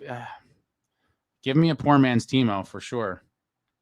I'll take any poor man's version. Ryan, we're missing the hard-nosed energy forward who can score and antagonize, bring some life to the game. Agree. Nason stopped caring when he realized everyone else didn't care. Maybe his injury was kind of, or his rehab from his surgery or whatever, it was like a very big deal. Steven says, the second we see some adversity, fans want everyone traded for the 2012 team. No, I'm not saying that, but I think after 5 games and scoring 1 goal in one goal over the course of 3+ games. Like, enough is enough here. This isn't a knee-jerk reaction to just one streak. This is a very telling losing streak when the star player's out once again in a multiple season now subset of data of where we've seen the same thing over and over. And to convince yourself that it's anything but the painful reality of what it is nuts. Like, it is what it is. This team sucks without Jack Hughes. They still are too soft overall, and they're going nowhere. That's the reality. I do believe they could do some damage with Jack and Pesci back, but I still think that now with those guys out, we have seen the flaws and they must be addressed. Just adding Jack back does make the team much better, but that's also very negligent. Running with the Woods, and I expect Jack to be out until March. Oh, my God. If he's out for 2 months, that's one hell of a cut. You think he's going to be out till March? Timo, Claude Lemieux for GM. That would certainly be interesting. They play a perimeter game. Chowski, no way Jack is out for that long. We should riot. He cut his pinky. We don't know. We don't know if the pinky is still there. Is the pinky even attached? Was it reattached? Gleason, it's not that we're too finesse currently without Jack. It's that we are not good enough and irresponsible and mentally soft. Timo, 2012, before checking beasts. DeBoer is a great coach. They would smack present-day Devils around. There was some fun guys. Zubris, Ponikarovsky, Bernier, Carter, Baby Gio, Covey, Clarkson, Zach. I bet Fitz is waiting to make a move based on how fast Jack's hand heals. It could be. Cutting a tendon can be pretty serious. Getting that hand mobility back takes a while. Yeah, DeBoer is a great coach. Running with the Woodson, no point in trading away picks prospects if Jack isn't back until February, March. Mark, we need another Shanahan, an old guy that will drop the gloves at 38 with Donald Brashear. Yeah, he fought Eric Bolton, I think, when he was 40. Completely insane. Prime Kovalchuk, keep dreaming. I would love it. I read that Jack could be back by Christmas. I wonder where that was from. All right, guys, I don't have any closing comments. I'm about to get out of here. What a time. What a time to be alive.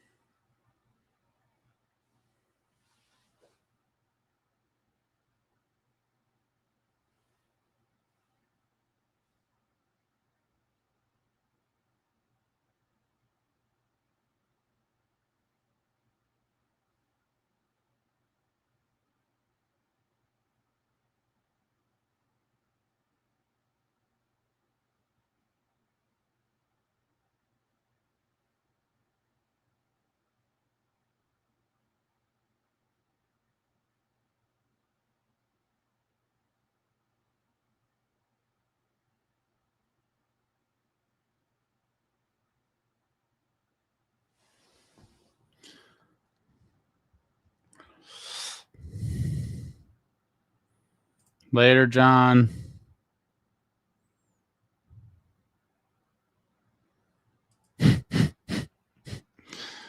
Brandon, any plans to have Daniel? Any plans have Daniel on the show to discuss the team? At this point, I just think I'm gonna stick to staying by myself. I've had too many incidents, and it's nothing against anybody, but like too many weird things have happened to me that I truly believe are not of my doing. And just I don't know. At this point, like I just think I need to kind of stay in my own little silo because I get burned when I involve other people with stuff. I don't know. When Jack comes back, how long until he gets hurt again? Hopefully never. Hopefully never. It's written in the stars for Jack. Come on, man. How do we get out of this hole? We make a big trade and shake the team up. Shake them to their core and bring in some new blood and figure out, oh, no, I forgot something I had to do. Oh, my God, it was timed. Oh, it's brutal.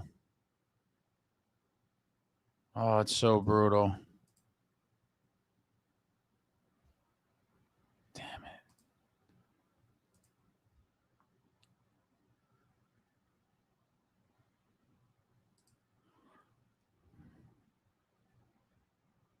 No, it was nothing with Daniel personally. Nothing with Daniel personally. I just have had a lot of weird things happen to me lately. I'm not going to get into it, but I don't know. I think the channel borders have been closed, I think, for the most part. And I'm just going to kind of stick to my own, whatever you want to call it. I don't have anything else. I'm about to be out of here. What a night. What a night, man. Just pain and suffering. What did we do to deserve this? A season that started off so promising. Kiefer Sherwood needs to be scooped. I'd love it. Season started off so promising.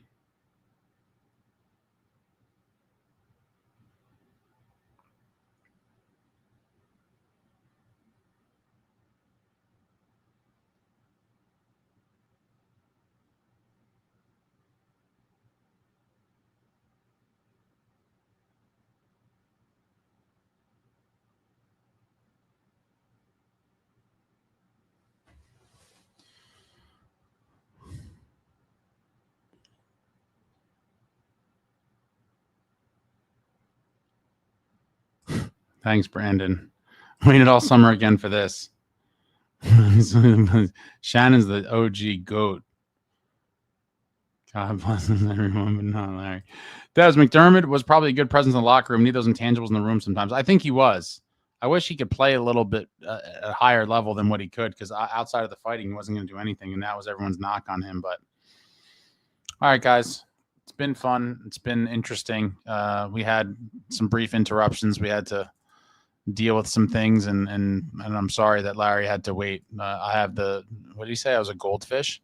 He said something about I'm a goldfish. But our beloved New Jersey Devils looking to stop the bleeding at a 4-game losing streak. Unfortunately, it's now extended to 5. Losing Boston by a score of 4-1. And I just can't imagine what I'm going to be reading tonight and into tomorrow. And up until and maybe for the rest of the season, for that matter, depending on how this plays out. But the chatter is going to be deafening now for a move to be made. And we'll see how this all plays out. But people want action. They don't want to see more of what we've seen. And I don't know. I don't know what's going to happen. Hopefully we see something that helps this team improve and find a way to be somewhat competitive before Jack and Pesci are back and hopefully get into the right form for playoffs. But it's sad how the standings are, how they've played. It's all discouraging, but hopefully they get some reinforcements quick, because the season's not lost yet, but I do fear it could be pretty soon if nothing's done. But hit the thumbs up on your way out. I got a ton of stuff in the works, always working on special projects, blah, blah, blah. I had mentioned I forgot that Fanatics sale, that crazy Fanatics sale is going on till tomorrow. There's some stuff that's heavily discounted. I've mentioned this. I might do a Devils like holiday gift guide video, but I'll drop this in the chat one more time. That was a long one. That was the long version of it, I think.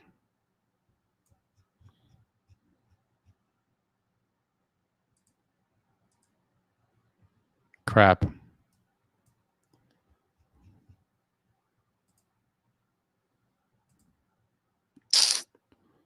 Bear with me 1 second.